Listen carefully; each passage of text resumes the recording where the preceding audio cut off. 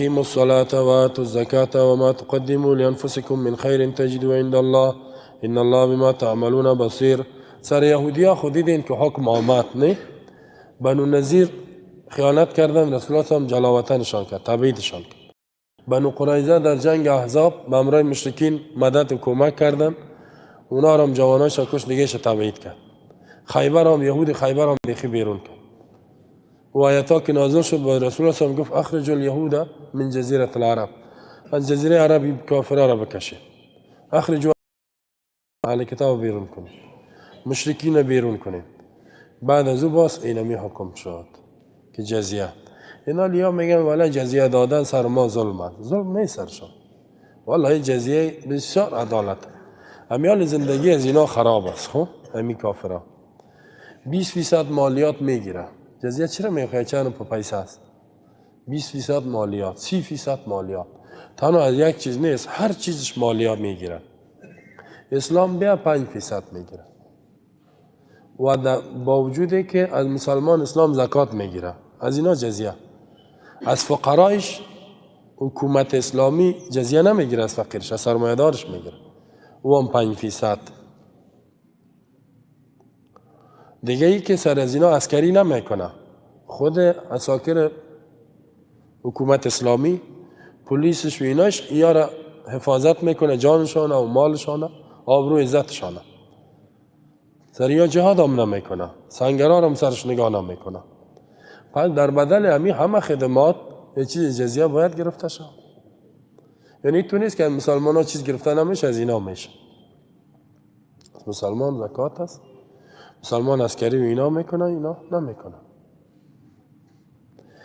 حال 30% حکومتایشان میگیره، ظلم میکنه. حکومت اسلامی که آمد 5% میگیره، دیگه آزاد زندگی خدا نمیکنه. والله که نظام اسلام، حکومت اسلام بخیر کل کافر است. الله که میگه پیامبر و ما ارسلناک الا رحمتا للعالمین، رحمت برای کل جهان است. اما اینا نمیفهمند. خب خیر خدا نمیفهمند. خیر ما دایست که تابع بیرق اسلام، حکومت اسلامی باشه. ناق خدای سویسو میزنن و دیگه اصل عام مردمش در تاریکی نگاه میکنه. امی حکومتایشان میگه اگر مسلمان ها آمد کل شما را میکشه، در حالی که غلط است. چرا بکشه؟ وقتی که شما تابع شوین، تابع حکومت اسلامی، نه چرا بکشه؟ تابع چی معنا؟ تابعیت بگیرین، نه تابعیت دولت اسلامی را، حکومت اسلامی را تابعیتش بگیرین، خلاص دیگه شما هیچ در امن زندگی میکنین. و یا خیر دیگه هم برشان نیست که دعوت داده میشون به نرمی، ما ایتو فشار سرش نمیری و عقاید مسلمان ها را میبینن، میشه که مسلمان شان جنت هم آخرت شان هم خوب میشه. در یک جایی که حکومت اسلامی نباشه، سراسر کفر باشه، اوجه چی هدایت است؟ هیچ راه هدایت اونجا نیست. این همیال این مسلمان هایی که در اون کشورهای از اون هست، چقدر خیرشان به اونا رسیده. حالا میگن این مسلمان ها به ضرر ماست. نمیمانن هم مسلمان ها را که آزاد یک جای برن، نه؟ میمانن؟ نه. خیبان این مسلمان دلش هر جایی که رفت نمیمانه. میگن در جایی که ما میگیم همونجا باشه، هر جای نریم. یقین کنه کل مرزا را بند کرده. حال مرا بان میرم یک جای، چی میکنی؟ میگه تو را چی؟ میرم ما اونجا، میرم اونجا یک جای زندگی میکنم، نمیمانه. این تو در یک مصیبت حالا یا گرفتار هستن، نه کشیده میتانن، نه نگاه کرده میتانن. این می عذاب الله است. الحمدلله مسلمان ها بر از این عذاب شده. و اقیم الصلاة، پابندی کنین به نماز، و آتوا الزکات، بدین زکات را. و ما تقدموا لانفسکم من خیر تجدوه عند الله، آنچه که پیش میکنین از برای نفسایتان من خیر، از خیر تجدو پیدا میکنین عند الله، به نزد الله ثوابش. ان الله بما تعملون خبیر، بدون شک الله با اعمالی که انجام میدین خبردار است. در اینجا الله احکام ادب بیان میکند. در وقتی که اینا کفر و شرک میکنن، شما پابندی به دینتان بکنین. اینا دعوت به کفر و شرک میتن، شما اقیم الصلاة، پابندی کنین به نماز. اقامت النماز چی را میگه؟ که فرایضش را بفهمین، چیزایی که نماز از بین میبره او را بفهمین، خشوع و خضوع نماز مراعات کنین، جماعتش مراعات کنین. زیرا نماز و زکات دو ستون اسلام است. بنی الاسلام علی خمس، شهادت الله اله الا الله، اقامت صلاة، ایتای زکات. این دو رکن اسلام است. سیر اعلانت. نماز عبادت بدنی، زکات عبادت مالی است. با الله خدا نزدیک کنین به عبادات بدنی و مالی. زکات مالتان بتین. صاحب چیز شدین زکات بتین. و ما تقدموا لانفسکم، آنچه که پیش میکنین از برای نفسایتان، آنچه که پیش میکنین برای نفسایتان چی است؟ من خیر، خیر اعمال نیک میگه، عملی که مطابق وحی باشد، نماز باشد، صدقه باشد، دعوت باشد، نفقات باشد، تجدوه عند الله، پیدا میکنین ثواب از او را پیش الله. الله حتمی براتان بدلش میده. هر عمل خیر که انجام میده. قرآن میخوانین شما نه بسیار درجه داره. رسول الله صحابه را گفت در حدیث بخاری، چی برا میدان یک چند دانه شتر بیاره، در 20 دانه را، و هیچ نه گناه بکند نه قطع صله رحمی، چیز زحمتش هم کم باشد. صحابه گفت کل ما خوش داریم یا رسول الله. کجاست؟ یا رسول الله در کجاست همین که ما بریم؟ پیامبر صلی گفت آیا که از شما ناتوان است که در مسجد بره چند آیت معنایش یاد بگیره، علم بخونه یا تلاوت بکنه در مسجد که شترهای سرخ کرده ثوابش بالا. در هر آیت صحابه دویدن به طرف مسجد. خب یک قدر ثواب داره، بسیار درجه داره. ما در دنیا می احساس میکنیم الحمدلله، در آخرت خب است. ایمان داریم ما شما. ان الله بما تعملون بصیر، بدون شک الله به اعمالی که انجام میتین بصیر میبیند، آگاه است از اعمالتان. پس جزایتان در روز قیامت میتست، یا پاداش مکافات و یا جزای آتش اگر بد کرده. الله اعمال شما را میبینه به چشمان خود. چشمان داره الله، کیف ما یلیق فی شأنه. بصیر است، لیس کمثل شیء، مثل ما شما نه. کمی تو دو دانه چشمک خوردی تو نه. الله میبیند، چشم دارد، کیف ما یلیق فی شأنه. کشتی نوح علیه السلام الله میگه تجری باعیننا، زیر چشمان ما روان بود. و القیت علیک محبتا منی ولتصنع علی عینی، در زیر چشم ما الله میگه تربیت شو. موسی را میگه کسی از صفت بصیر الله انکار کند خطرناک است، از قرآن منکر میشه. پس در اینجا الله متعال ما شما را این احکام بیان کرد که به این احکام عمل بکنین. وقالوا لن يدخل الجنة إلا من كان هودا أو نصارى تلك أمانيهم قل هاتوا برهانكم إن كنتم صادقين بلى من أسلم وجهه لله وهو محسن فله أجره عند ربي ولا خوف عليهم ولا هم يحزنون. در اینجا الله متعال این را می فرماید که این یهودیای بیدین دعوا میکنند که جنت فقط بر ماست، هیچ کس در جنت نمیره غیر از ما. در اونجا خوی را بیان کرد که با کفر و شرک مردم دعوت میکنند. در اینجا دیگه قباحتشان نیست که جنت به خود منحصر کردن، با وجودی که کافر هستن میگه جنت میرم. قرآن قبول نداره، پیامبر قبول نداره، میگه میرم جنت. این چقدر خطرناکه. اعمالت کفری و خود جنتی هم بگویی نه. همین بسیار مسلمان ها داریم هم قسمی هست نه، اعمالش کفری و شرکی است، میگه من جنت الفردوس میرم. چشماش پود شده که در آتش بره. این چقدر خطرناک است. جنتیستیم میگم. الله از این گمراهی نجات بده. سبب نزول از آیت این است که عبدالله بن عباس میگه که اهل نجران نصارا پیش رسول الله صلی آمد، گفت که وقتی که آمدن یهودیا در مدینه بود که یک دیگر دعوا کردن، پیش رسول الله سلام آمدن و باز گفتن که یهود نصارا را میگفت در این دین نیستی، نصارا یهود میگفت در این دین نیستی.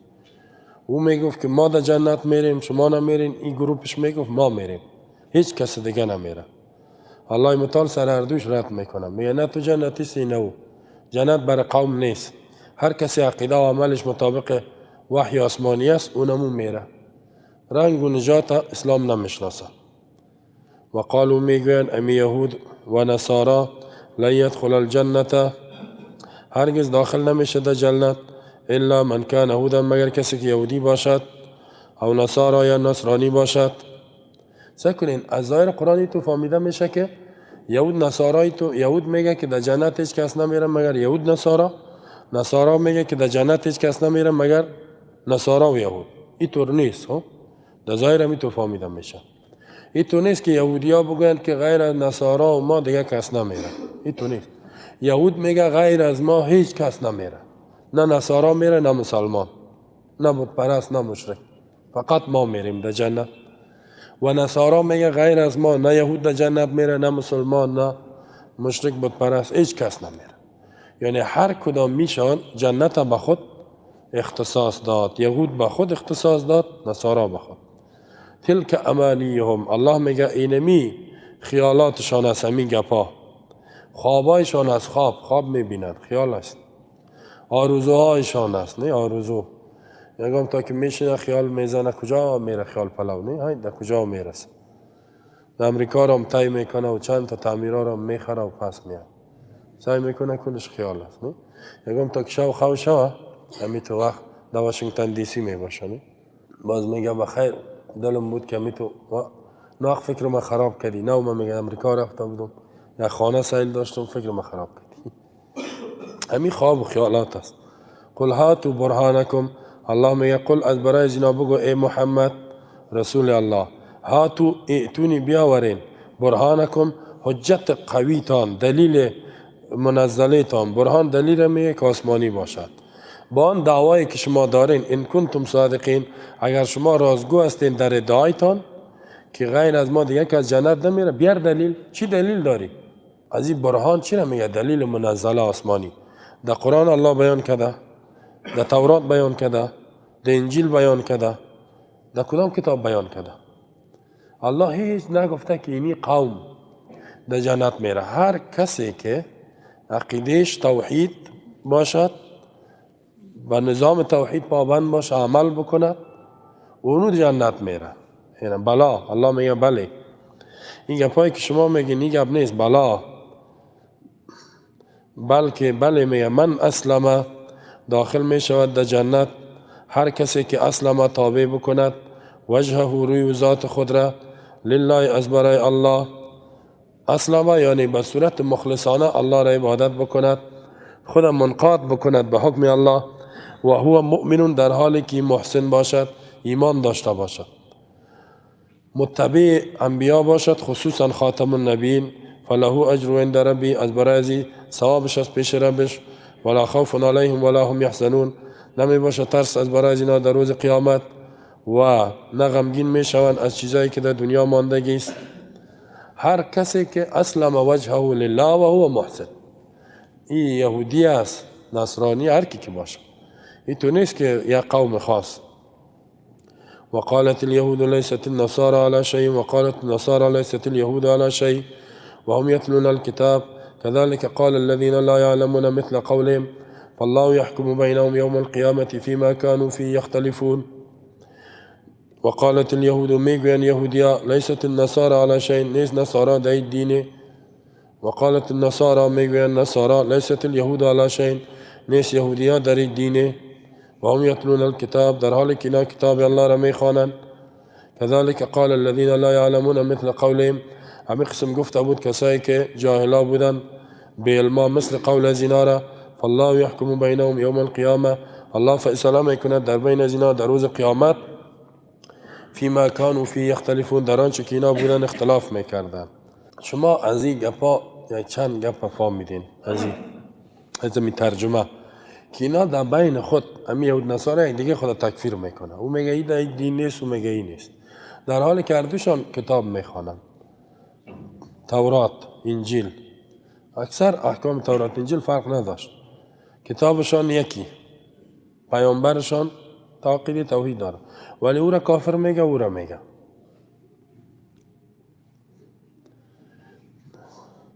حال در مسلمان ها هم میطور است، نه؟ یکیش دیگه خود تکفیر میکنه، در حالی که قرآن در بین نشانه است. نه؟ یک گروه مسلمان ها دیگر را تکفیر میکنه، او دیگر را تکفیر میکنه. این بسیار است، نامایشان را نمیگیرم دیگه. تکفیر میکنن، ولی بعضش به حق است بعضش نیست. بعضش به ناحق تکفیر میکنن. میگه هر کسی اینی مذهب قبول نداره کافر است. خلاص ایتون میگه اینی مذهب، اینی عقیده را نداره کافر است، تکفیر میکنه. اینی چند تا امام معصوم میگه خوب، نمیگه کافر است. و دیگران میگن که اگر اینی را قبول نداره کافر است.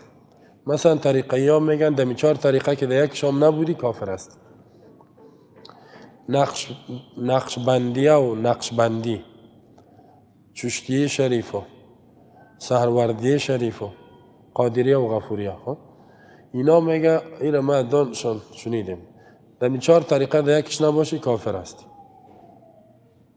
بعضی میگه در 4 مذهب نباشه کافر است. میگه یا نه از مذهب بیرون است برو، میگه و یهود است. اگر پرسانشان کنی 4 مذهب کی پیدا شد، کلان علما میگن، شاه ولی الله دهلوی میگه در قرن 4 مذهب گرایی گرایش به مذهب در قرن 400 سال بعد از رسول الله صلی الله علیه و 400 سال بعد مذهب پیدا شد. این مسلمانایی که 400 سال پیش زندگی میکرد در یکی از اینا نبود، اونا چطور تیر شدن؟ صحابه ائمه می 4 مذهب خو در قرن 2 یا قرن اول اینا چی شدن؟ این در قرن 2 امام ابو حنیفه رحمه الله نگاه سن از کلش کلان است. در سال 80 هجری پیدا شده. خود تا یک 20 سال علم کرده چیزی را نمیفهمید. بعد از او یک ذره وقت علم بود. در قرن 2 علم یاد گرفت، یک هم گپا گفت. در قرن 2 در 150 وفات کرده است. خو ایناله و دیگه امام مالک بعد از امام شافعی بعد از امام احمد بخی. امام شافعی وقت پیدا شد که امام ابو حنیفه وفات کرده. بعد میگه در روز وفاتش پیدا شد. خب ایناله پیش از اینا صحابه بودن، صحابه که الله نعمتها و جنتها را به اونا وعده داده. اونا در این مذهب نبودن. مسلمان بودن یا نه؟ نه بگو. میگه بودن، نه گفتن نمیتونه. خیر ما مثل همون مسلمان هستیم، ما هم مثل همون هستیم. چی میگی؟ نه میگه شما شده نمیتونید. چرا نمیتونید؟ میتونیم، ما مثل همون هستیم. طریقه ها که پیدا شد بعد از قرن 6 آید در قرن 7 آخرای قرن 600 سال بعد. حالا ما طریقه چیست؟ نقشبندی چیز میگه ذکر است، خانقاه. حالا رسول الله هم خانقاه داشت، یک جای جدا مسجد بود. ذکر پیامبر هم طریقش بیان کده یا نکده؟ بگو. اگر کده چی ضرورت است به این طریقای دیگه؟ اگر نکده تو چرا این طریقه نو پیدا کردی؟ چرا نامتا نقشبندی و چشتی و گپا ماندی؟ پس اینا یک بچه رقیب کنین، یک مولوی بود، یک تا آمده بود گفته بود در کدام طریقه هستی؟ شو آمده بود، جوان بچه بود، تا مولوی عقیده صحیح بود، شرایط هم صنف 2 بود صنف 3 بود میخواد. این گفته بود که در عقیده ما قرآن است، حدیث است. در کدام مذهب هستی؟ گفته مذهب ما مذهب رسول الله صلی الله علیه و نه در این طریقه های ذکر. گفته این طریقه را نه خوش ندارم، نمیشناسم، خراب هستم. گفته بود فهمیدم. دیگه شو به عیس میمان میاد، شو میخیزه ایره میکشه در خواب. یقین کنه. و گفته بود تو کافر هستی. زیاد از صوفی های در بین خود که میشینن دیگران را مسلمان نمیگن. این فتنه کدام فتنه بود؟ فتنه یهود نصارا بود. حالا در این امت سرایت کردگی است. و قالت الیهود، میگوین یهودیا. چی میگوین یهودیا؟ لیست النصارى علی شیء، نیست نصارا در هیچ دینه. چرا نیست؟ بخاطر که اینا میگن ما عیسی را قبول نداریم و نصارا که هست میگه اینا 3 خدا میگن و عیسی را خدا جور کردن، یا کافر هستن. و قالت النصارى، و میگوین نصارا لیست الیهود علی شیء، نیست یهود در هیچ دینه، یهود در هیچ دینه نیست. و هم یتلون الکتاب، در حالی که اینا کتاب میخوانند، تورات میخوانند که چی است؟ یعنی یهود هم تورات میخوانن، نصارا هم انجیل میخوانن. و یکیش دیگه خود تکفیر میکنه، در حالی که اردوش کافر است. اردوش چی است؟ خود مسلمان میگفتن، در حالی که اردوش قرآن قبول ندارد، سنت رسول الله صلی الله علیه و قبول ندارد. كذلك قال الذين لا يعلمون مثل قولهم. همین قسم میگفت مشرکی، قال الذين میگفتن کسایی که لا يعلمون جاهل بودن، مثل قول از اینا را. کوکیس مشرکین عرب چی میگفتن؟ لیس محمد علی شیء، محمد در دینی نیست هیچ. این از پیش خود میگفت گپای نو آورده. یعنی مشرکین رسول الله صلی الله علیه و تکفیر میکردن، میگفتن این بیدین است. صابی میگفتن، صابی شده. صابی یعنی دین الا کرده، بیدین شده. الله میفرماید که فالله یحکم بینهم، الله فیصله میکنه در بین از اینا یوم القیامت، در روز قیامت، فیما کانوا فیه یختلفون، در آنچه که اینا اختلاف کردن. یکیش میگه ما حق هستم، دیگه میگه ما، دیگه کی حق است اونجا معلوم میشه. و هر کسی که مطابق قرآن بود عقیدهش، مطابق سنت بود و نه، و اونو فهمیده میشه که صحیح مسلمان بوده. اگر نبود باز فهمیده میشه که مسلمان صحیح نبوده. و من اظلم ممن منع مساجد الله ان یذکر فی اسمه وسعى فی خرابها اولئک ما كان لهم ان يدخلوها الا خائفین لهم في الدنيا خزي ولهم في الآخرة عذاب عظيم. و من اظلم کیست کلان ظالم ممن از اون کسای منع مساجد الله که منع میکند مردم را از مساجد الله، از مسجدها و مردم را منع میکند. از این که ظالم کسی نیست. ان یذکر، این که یاد شود فیها در این مساجد اسمه، نام الله، صفات الله یاد شد، احکامش بیان شد. و سعی فی خرابها، کوشش میکنند در خرابی مساجد، تخریبش کنند از نگاه درس و تدریس، از نگاه آبادی.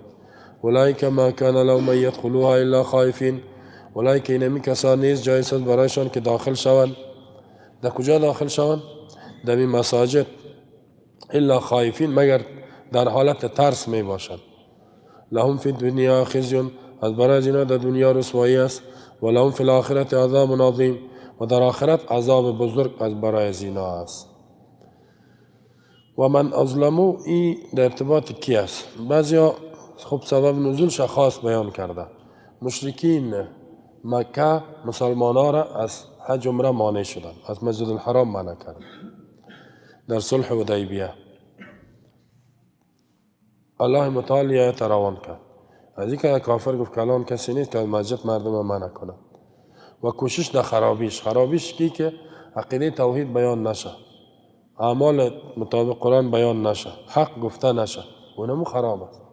مسجد باشه کسی در بینش نباشه، این بسیار خطرناک. یا بیخی تخریبش میکنن مسجد ها را. حالا شما میبینیم که مسجد بیخی تخریب میکنن و این که قرآن نمیمانه، این خود زیاد است. قرآن بیان نمیمانه در اکثر کشورهای اسلامی. قرآن صحیح بیان کردن نمیمانه. میگه مطابق میل ما تفسیر بکن. الله متعال در اینجا ولی حکم از آیت عام است. هر کسی که از مسجد مردم منع میکند که الله توحید دو بیان شود، اسم الله، عظمت الله، کتاب الله، سنت رسول الله صلی الله علیه و او آدم در این داخل است. آیا کسی شرک بیان میکنه با نمانیش صحیح است. یکم تا میان مثلا امی صوفیا بعضش گمراه نه، خوب هم در بینش هست، اکثریت از این خوب نیست. میگن ما مولوی صاحب میجه یک مجلس میگیریم و یکم نعت شریف میخوانیم. نه نعت شریف که شروع کرد با دوی شرکیات گفته میره، فلانی تو کرد و تو کرد. در یک مراقبه میگه یک سیب از جنت آورد، در یک مراقبه سر تا کرد سیب از جنت آورد. دیگه امشب رفته بود که خداوند صحبت کرد، یک پیر چیز شدید مواز شد، مرید از خلیفه است، میگه مقتدی خدا، میگه مرید خدا. امشب میگه من رفتم پیش الله در زیر عرشش گپ زدم، یکم گپا را با ما گفتم خوی گپا خاص با ما باشه، با کلشان نمیگم، اما خاص مریدا را برش میگم. پس آمدم همین تو قسم میکنم. باز یه شیخ ما هست، یک شیخی که حدیث درس میته پنجشنبه، همون باید پرسانشم کردم، میگه خب شیخ پیر صاحب میگه رفته بودیم؟ میگه رفتم. آسمان ها رفتم. میگه چی کردی؟ میگه آسمان اول، دوم، سوم، کل شد. پس آمد. یا بسیار خوب. این هم خوب گپایش گوش میکن. این تو مردم های است. اگه این تو قصاره کردن نه تو این گپا باز میشه منشان کنم. ولی اگه از توحید ما نمیمانه کسی را، بیان حق نمیمانه، اونو در آیت داخل میشه. توجه شدید؟ و من ازلمو کیست که الان ظالم من از او کسای منه مساجد الله. اینجا الله من استفهام انکاری است، یعنی که اشکده باشه که از مساجد الله مردم منع نکنید. ان یذکر فی اسمه، این که یاد شود فی هذه مساجد اسمه، اسم الله، اسم صفت هم شامل میشه، عظمت الله، قوانین الله، دستور الله بیان شود. اولئک اینمی کسایی که کار میکنن ما کان لهم ان یدخلوها الا خائفین، جایز نیست برایشان که در مساجد داخل شوند مگر خائفین. چی معنا؟ این جمله خبری است با معنای انشاست، یعنی مشرکین نمانین که در مساجد داخل شوند. مشرک یک معنا. دو معنایی است که الله خبر میده، بشارت است که تو وقت میای که اینا در مسجد حرام داخل شده نمیتونن. و همون تو هم شد وقتی که رسول الله صلی الله علیه و مکه را فتح کرد، باز حضرت علی را روان کرد گفت اعلان کو که الا خبردار لا یحج بعد عام مشرکون، بعد از این سال دیگه یک مشرک حج کرده نمیتونه و در مسجد حرام داخل شده نمیتونه. یا ایها الذین آمنوا انما المشرکون نجس فلا یقربوا المسجد الحرام، ای مؤمنین مشرکین نجس است، نزدیک نشوند در مسجد الحرام بعد عامهم هذا، بعد از این سال دیگه داخل نشون. این آیت که نازل شد رسول الله صلی الله علیه و اعلان کرد. و با وجودی که عقیده شرکی داشتن، حج میکردن، طواف میکردن، رسول الله صلی الله علیه و منعشان کرد. چرا منع کرد؟ زیرا شرک میکردن و شرک مسجد پاک باشه از مشرک. مشرک کافر در مسجد داخل نشه. در این اختلاف است که اگر تو بیا کافر و اگر میاد گپ حق گوش کند خیر است. دیگه تو بگوی ما میخوایم بشنوم، نه بیاید، ولی با قوت و نیرو آمده نمیتونه، قوت نداشته باشه. لهم فی الدنیا خزی، از برای از اینا در دنیا رسوایی است. فی الدنیا، در دنیا رسوایی است که عذاب میته، الله اینا رو رسوا میسازه. و لهم فی الاخرت عذاب عظیم، از برای از اینا در آخرت عذاب بزرگ است. خب اول از این مصداقش مشرکین مکه بود، در دنیا رسوا شدن، شکست خوردن، مردار شد اکثریتش، در آخرت در جهنم رفتن. ولله المشرق والمغرب فاینما تولوا فثم وجه الله ان الله واسع علیم. خاص از برای الله المشرق، مشرق است، طرف مشرق، والمغرب طرف مغرب است. فاینما تولوا، هر جایی که شما دور بتین رویتان را، فثم وجه الله، در هموجه است روی الله، ذات الله. ان الله سمیع واسع علیم، بدون شک الله فراخ است علمش، فراخ است فضلش. در این آیت ای بود که وقتی که حکم قبله آمد که رویتان به طرف بیت الله دور بتین، اینا انتقاد کردن که چه قسم پیامبر است، یک روز میگه ایسو نماز بخوانین، دیگر روز میگه اوسو بخوانین.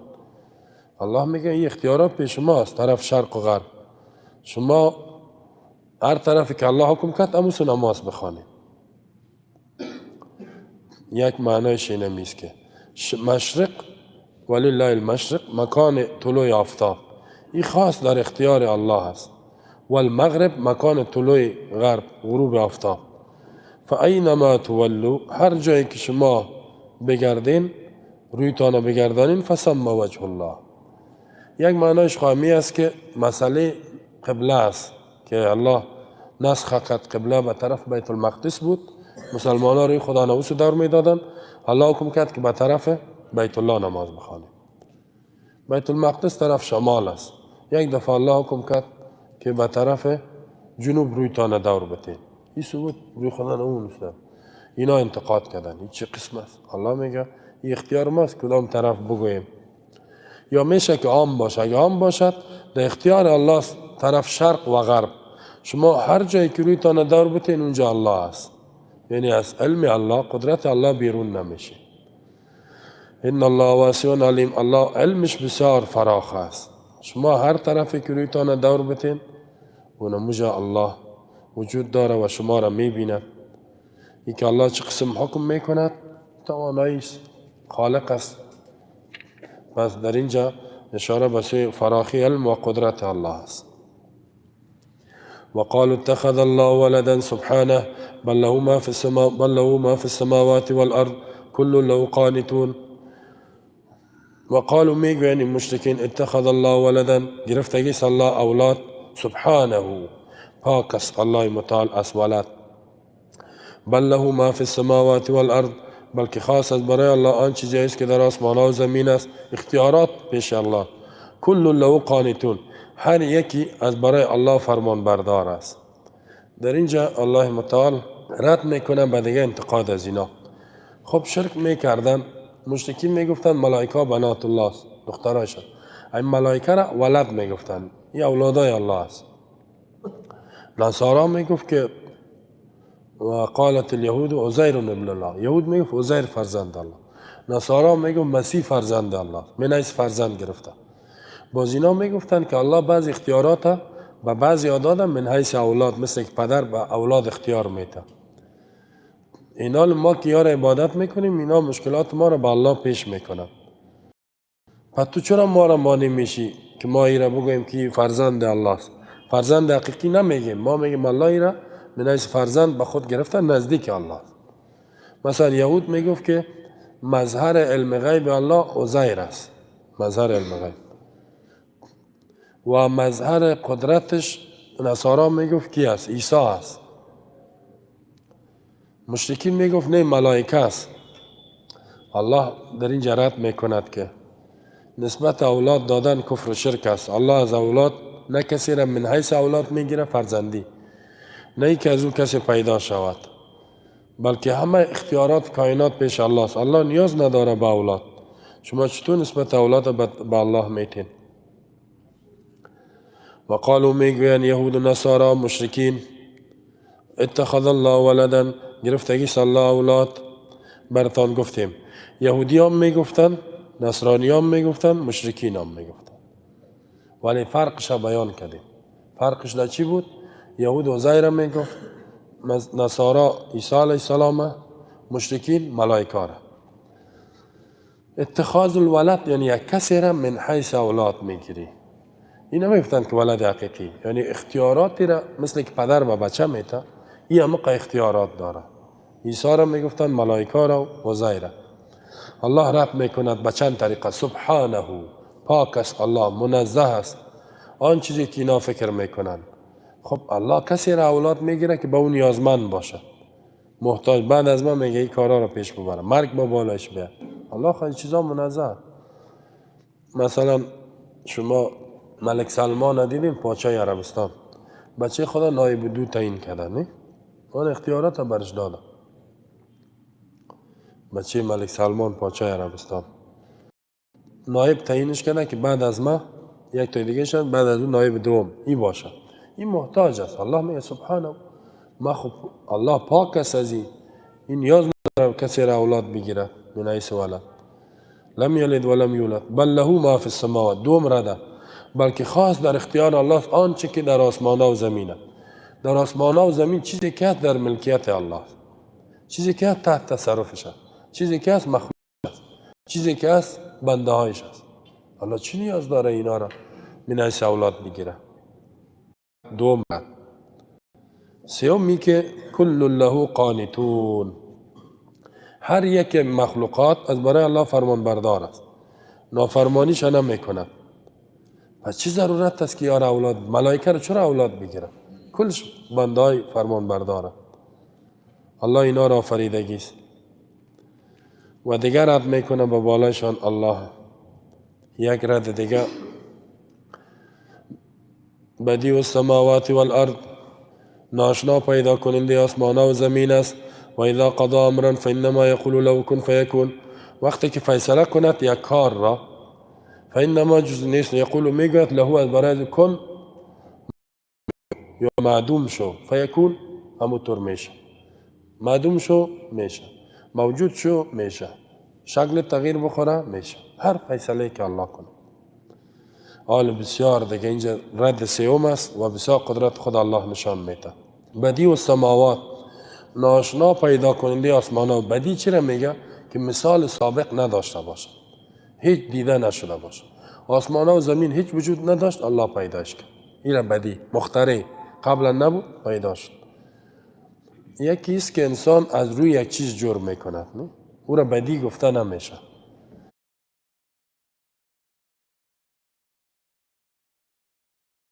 بدی او را میگه که هیچ مثال سابق نداره. اگر کسی مثلا اینجا موتر یک تا دیگه جور کرد، یکی از روی ازو جور کرد، باز او را بدی گفتنم، بدی را میگه که نو یک چیز پیدا هیچ وجود نداشته باشه. بدعت در لغت به معنای نوآوری، تجدد، یک چیز نو. در اصطلاح یک چیز نو در دین پیدا میکنی و او را دین میگی.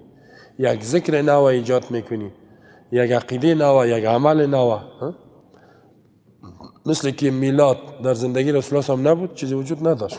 حالا اینا چی کردن؟ بدی ابتدا کردن، بدعت نو ایجادش کردن. یا اینکه شب براتی گپا نبود، اینا ایجادش کردن. و یا چقدر بدعت های دیگه، اسقاط، هیلی اسقاط وجود نداشت. یا چی کردن؟ مبدع شدن، نه مخترع، اختراع کردن از پیش خود. مولا را هم که ببینید اون اختراع کردن میره چیزای نو در دین. اینا چیزایی که نو در دین ایجاد میکنی دلالت از گمراهی است. کل بدعت ضلاله. یکی برای ترقی دین یک چیز نو جور میکنی، بازو بدعت لغوی گفته میشه، بدعت شرعی نه. مثلا این لاسپیکر است، نه سابق نبود، حال ما شما این را پیدا کردیم، نه از استفاده میکنیم. این آواز دور میرسانه، ولی نمیگیم که این دین است. این برای ترقی دین است. آواز قنی اونجا، یا اینی ثبت آواز اینجا ثبت میکنیم، بعد دیگه جای میرسانیم. این را بدعت لغوی، در لغت بدعت هر چیزی را که نو ایجاد کنه، این میره میگه. مثلا موتر است، کامپیوتر است، هر چیزی که دیگه، موبایل است. الله بدی آسمان و زمینه، آسمان زمین هیچ وجود نداشت، نو پیداش کرد، ناشنا اختراعش کرد. و اذا قضا امرا، وقتی که فیصله کند الله یک کاری را الله قضا به معنای اراده کند، ایجاد یک چیز را که چیز موجود شود، یا ای که معدوم شود، یا ای که شکلش تغییر بخورد، انما یقول فانما، جزی نیست الله میگوید برش کن موجود شو فیکون. الله فقط اینم قدر میگه که کن، بس دیگه همونطور میشه. حکم الله در قرآن میگه و ما امرنا الا کلمح البصر، امر ما نیست مگر مثل پلک چشم، او هو اقرب، یا از پلک چشم هم کنه بسیار تیز است امر الله. هم اراده کت امی تو شو میشه. مثلا ما شما یک چند مثالش در قرآن است. آسمان و زمین وجود نداشت، الله آسمان را گفت قالت ائتیا طوعا او کرها، بین به خوشحالی یا به زور. چطور میکنین؟ جور میشین به خوشحالی یا به زور؟ قالت اتینا طائعین، تم به خوشحالی جور میشین. آسمان را فقضاهن سبع سماوات، زمین هم پیدا کرد. زمین آب نداشت، زمین گفت که آب تا بیرون کو، آسمان گفت باران، آنه پیدا شد. ما و شما وجود نداشتیم، الله مرا گفت اینجا شما را مرد پیدا شد در فلان جا این آمدیم. حالا حکم کرده که دینی وقت بمریم، حالا گفته میتونم که نه نمیمرم، نه. چند حکم، یک حکم دیگهش در اینجا تیر شد.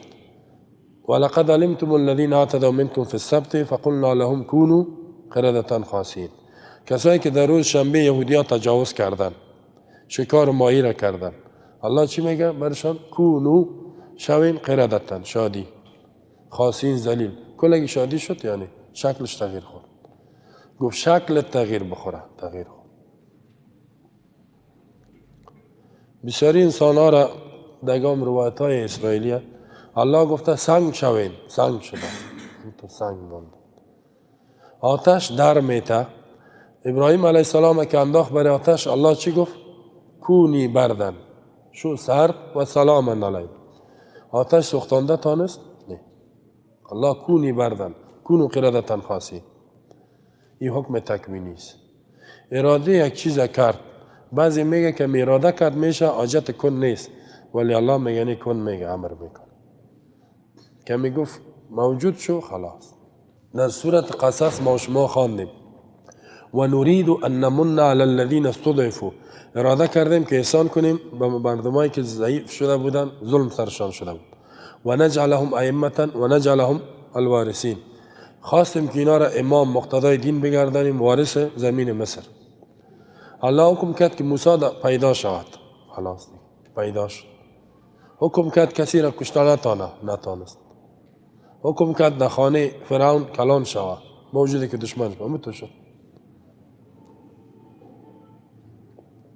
حکم کرد که فرعون غرق شود، اموت شد. عین بحر موسی علیه السلام تیر شد، بحر گفت غرق نکنی موسی را، نکرد، تیر شد. عین بحر فرعون که آمد غرقش کرد. یعنی را حکمت اقدر الله قوت داره. این تو ذات پر قدرت است. مخلوق به الله میرسه؟ مخلوق صفر است. چیه؟ هیچ. ما و شما هم رئیس جمهورای دنیا، کل ما همین پیشابش بند شوم میمره. اگر جاری هم باشه باول غایت شام میمره. در دو صورت پیش الله هیچ چیز نیست. الله تو پر. وقتی که الله تو قوی ذاته، حاجت خود از کی بخوایم؟ از الله. مشکلات خود از کی بخوایم؟ رزق از کی بخوایم؟ اولاد از کی بخوایم؟ حکومت اسلامی از کی بخوایم؟ تمام نعمتها از الله باید بخوایم. الله را باید بشناسیم. اقدر قوت داره، اقدر قدرت داره. مردم الله را مانده در قبرها و زیارتها خود زده رایستن، مرده توبه. او بیچاره در زندگی خود چیز کرده نمیتونست، حالی که مرده میگه از کرامات سخی جان کور بینا میشه. شعر میخوانم. یک نعت شریف همی است، نعت بخوان. روز نوروز از خدا جان جنده بالا میشه، از کرامات سخی جان کور بینا می. این کلمات شرکی است، نامش مانده نعت شریف. یک مولوی بود میگفت از ساز کرده نعت جرمش بالاست. نعت بخاطری که در نعت شرکیات بیان میشه، در ساز مردم میفهمن این گناه است. ایره گناه نمیگه، هیچ گریان میکنن، چشمای خدا را پاک میکنن. نعتخوان مزار کی بود؟ میر فخرالدین آقا. چی شرکیاتی بیان کرده؟ مردم چقدر گریان میکن؟ علی را میگفت در بامیان آمد، بند امیر بسته کرد. چی کارا کرد با بامیان؟ دیگه میگه اژدها سرش خیز زد، وقتی که پف میکرد سر ازی گل میامد. مردم ایران ما توی گفا با مردم دیگه گریان کرده.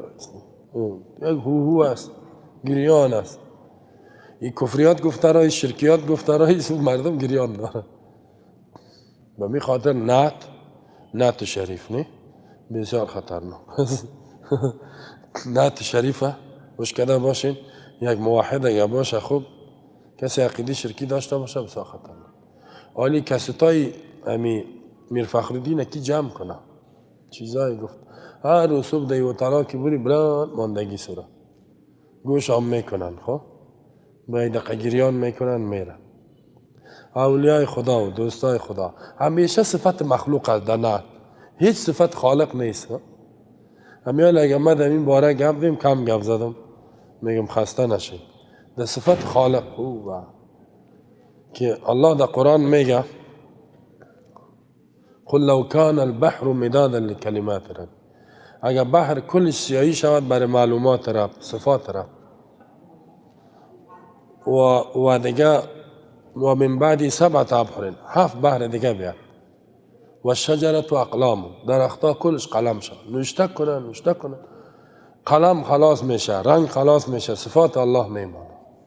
این تو ذات ایره مانده آمده صفت مخلوق ایتو کرد، علی ایتو کرد، حسن ایتو کرد، حسین ایتو کرد، پیر صاحب شاه عبدالقادر جیلانی غوث العظم صاحب ایتور کرد. این من قصاره کده رایست. همون که الله در قرآن میگه ما قدر الله حق قدره، نشناختن الله را به حق شناختن، تعظیم نکردن به حق تعظیم کردن. والارض جمیعا قبضته، زمین تمامش در یک دست الله. و السماوات مطویات بیمینی، آسمانا کلش جمع میشه در یک دست راست الله. آسمانا را در یک دست خود. بعد میگه انا الملک، ما پادشاه هستم. این الملوک، چه شدی پادشاه جعلی؟ این تو ذات است. عظمت الله در قلبت باشه، هیچ توجه به مخلوق نمیکن. مشکل باشه همیشه الله ذکر تام، سبحان الله، الحمد لله، الله اکبر، الله اکبر، لا اله الا الله، استغفر الله. الله باید 24 ساعت الله در قلبت باشه. الله ذلیلت نمیکنه. توکلت به الله، ربنا علیک توکلنا و الیک انبنا و الیک المصیر، واعف عنا واغفر لنا وارحمنا انت مولانا فانصرنا على القوم الكافرین. این همه چیز از الله باید بخوای. حتی رسول الله هم میگه که این بوتتانم کنده شد، بگو یا الله میره جور کن. هر چیزه. یک صحابی بود، مچم تابعی، بسیار دعا میکرد. گفت بسیار شله بود. گفت چرا ای تو میکنی؟ گفت الله همین کسی که بسیار شله باشه دمی دعا کردن او را دوست داره. یک چیزی که میخوای نامید بار بار بخوا، بار بار شلگی کن. یا الله یا چقدر که اظهار عاجزی کنی اما قدر الله خوشحال میشه.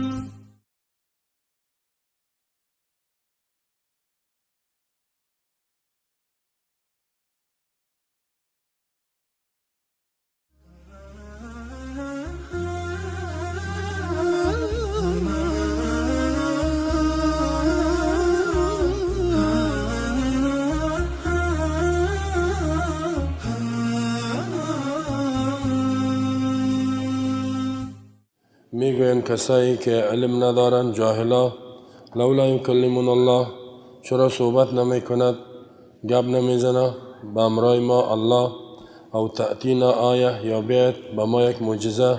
کذالک قال الذین من قبلهم، همی قسم گفته بود او کافرایی که پیش از اینا بود، مثل قولهم، مثل سخن از اینها، تشابهت قلوبهم، مشابه شده دلهای از اینها، قد بینا الآیات لقوم یوقنون، بدون شک ما بیان کردیم دلایل را از برای قومی که یقین دارن.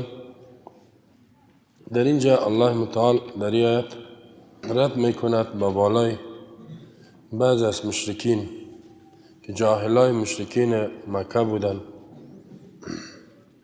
کفار قریش.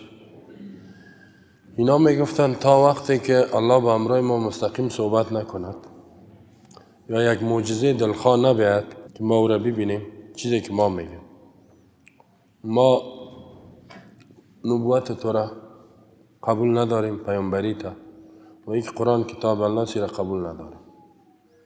الله میگه این گپ از اینا مثل کافرای سابقه است، مشابه است، دلایشان یکی شده. اگر هدف پذیرش حق باشد ما بسیار دلایل بیان کردیم. چطور شما این گپا را میزنید؟ کسی که دلش به یک چیز نشه انتقادا میکنه ولی الله جواب میده. این بسیار فایده است.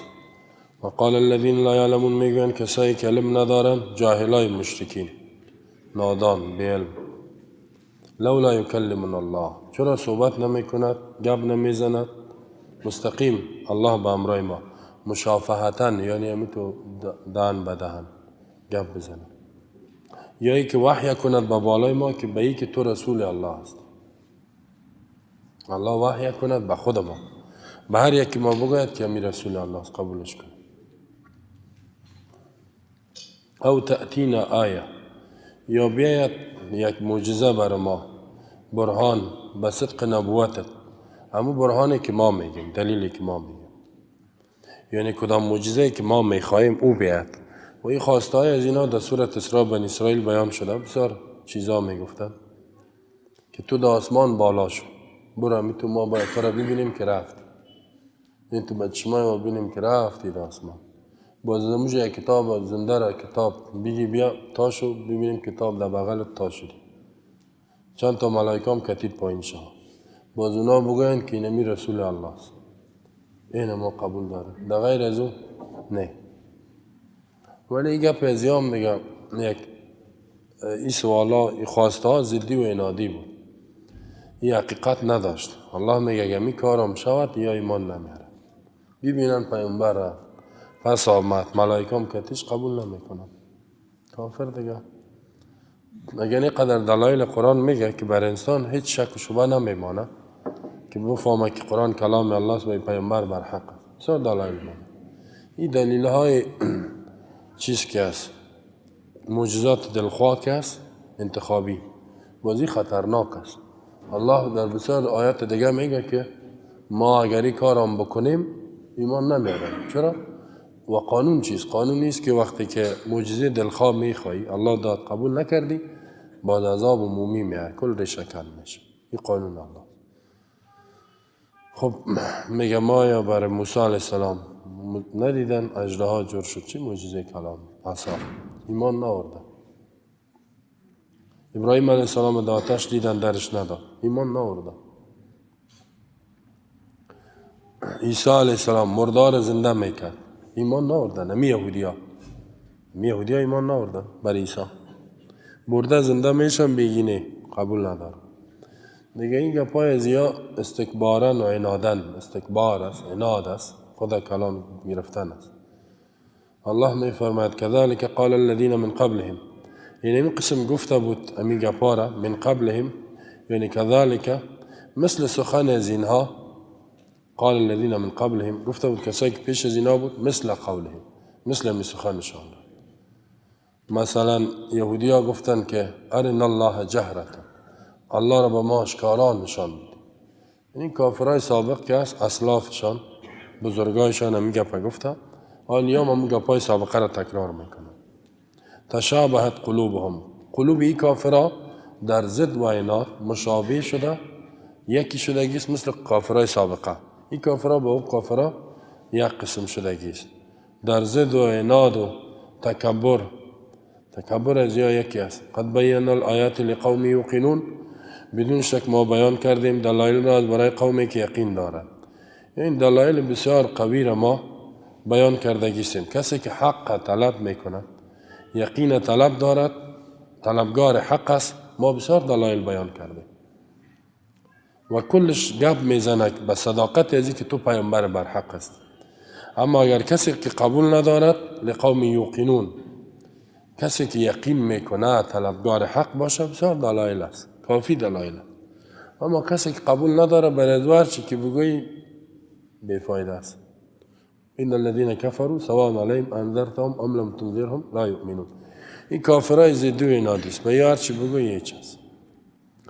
إنا أرسلناك بالحق بشيرا ونذيرا ولا تسأل عن أصحاب الجحيم، بدون شک ما تو را روان کردیم ای پیامبر بالحق، بحق و راستی، درستی یعنی باطل نیست. بشیرا، بشارت دهنده، کسایی را که قبول میکنند رسالت تو را، کتاب آسمانی را عمل میکنند. نذیرا، ترساننده کسایی که انکار میکنند. ولا تسأل عن أصحاب الجحیم، سوال نمیشی تو از جهنمیا که چرا یا آتش رفت. از تو سوال نمیشه، تو وظیفه انجام بده، وظیفه انجام بده، سوال نمیشه. در اینجا الله اثبات رسالت پیامبر خودش بیان میکنه. إنا أرسلناک، بدون شک ما تو روان کردیم ای محمد فرزند عبدالله، بالحق، به حق روان کردیم. حق شریعت روشن، دین محکم، کتاب روشن، دین اسلام. بشیرن، در حالی که صفت تویست که بشارت بیتی کسایی قبول میکنن و عمل میکنن به نعمتهای دنیا و آخرت. و نذیرن، ترساننده کافرها، کسایی قبول ندارن بترسانشان با آتش جهنم. ولا تسأل عن اصحاب الجحیم، تو نیستی مسئول از کسایی که ایمان نمیارن بعد از اینکه دعوت کردی، زحمت کشیدی. انما علیک البلاغ، با بالای تو رساندن است، و علینا الحساب، ما حساب میکنیم. یعنی تو وظیفه انجام دادی، سوال نمیشه که چرا این مردم در جهنم آمد. اگه وظیفه انجام ندادی باز سوال میشه. یکم تو میگه که اقا مردم کافر مرده رئیس، الله از ما سوال میکنه چرا اقا مردم کافر میمرن. این گپ از پیش خود گم میزن. الله از ما ازی سوال میکنه که تو چرا دعوت کردی نکردی، مسئولیت انجام دادی یا نه، علیه کفر شرک مبارزه کردی نکردی.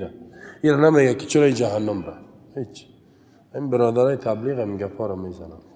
میگه الله زمون تپوس کی چوالی دون خلق جهنم تلار ولی دون خلق کافران شو. ایتون میگن که الله سوال میکنه که چرا مردم کافر شد، چرا مردم در جهنم را. این الله پرسا، الله از مسئولیت ما و شما سوال میکنه، از مسئولیت ما و شما. امر نهی که الله کرده این وظیفه تا انجام دادی، نه از این پرسا نمیکنه چرا مخلوق در جهنم را. از این سوال نمیشه. این بسیار جای الله بیان کرده. علم که نبود تا آدم گپا را میزنه و علم زیاد میگن نمیخوانند. خب از چی سوال میکنه، از چی نمیکنه؟ ولن ترضى عنك اليهود ولا النصارى حتى تتبع ملتهم قل إن هدى الله هو الهدى ولئن اتبعت أهواءهم بعد الذي جاءك من العلم ما لك من الله من ولي ولا نصير. ولن ترضى هرگز راضی نمیشه، خوشحال نمیشه عنک از توی پیامبر الیهود و یهودیا ولا النصارى و نصرانیا، هر دو طایفه خوشحال نمیشه. حتی تا اینکه تتبع کامل تابع شوی ملتهم به دین زینا، تا که دین آیینشان قبول نکنی، قوانینشان راضی نمیشه. قل بگوی پیامبر ان هدی الله هو الهدى، بدون شک هدایت الله هو ایمی هدایت الله هو الهدى، این کامل هدایت است. هدایت را که الله روان کرده قرآن پیامبر این کامل است. ولئن اتبعت اهواءهم، اگر بالفرض تابعداری کردی توی پیامبر خواهشات از اینا را، بعد الذی جاءک من العلم، بعد از اینکه برات آمده علم و وحی آمده، اگر کردی عذاب می آید، نجات نمیافی. عذاب که آمد ما لک من الله من ولی ولا نصیر، نیست از برای تو از جانب الله کدام دوستی که نجاتت بده، ولا نصیر مددگار کمکت کنه از عذاب الله. در اینجا الله در این آیت هدفی است که کت یهود نصارا اتحاد ناممکن است. بگوی ما متحد شد. چرا؟ بخاطر اینا تا که دین آیینش قبول نکنید کت جور نمیه. تا که مثل از اونا کافر نشی نمیشه. تا که مثل از اونا کافر نشی قوانینش، حتی کافر هم شوی مستقل قبولت نداره. حالی به این درجه کافر هم شوی بگوی مستقل هستم میگنی غلامش نباشی، کافر تابعش نباشی، بازم قبولت نداره. فهمیدی؟ حالی که بگوی من کافر شدم مستقل باشم، نه میگه از ما اطاعت کن، کافر مستقل هم نباش. چرا می کافرها در بین خود اختلاف داره؟ در کفر خو یکیه، بخاطر که یکیش باید تابع دیگهش باشه. تاجیکستان کمونیستی را قبول کرده، نه حکومتش، ولی تا که از روسیه اطاعت نکنه قبولش نداره. اون غلامه. نیروهای روس در تاجیکستان است. یا ای تو کافر میخواه، کافر غلام. چه قی ذلته، هم کافر شو و هم غلام شو تا کی راضی شو. پس مومن امکان نداره، یعنی اینا دین آیین شما را قبول ندارن یا از خود قبول دارن.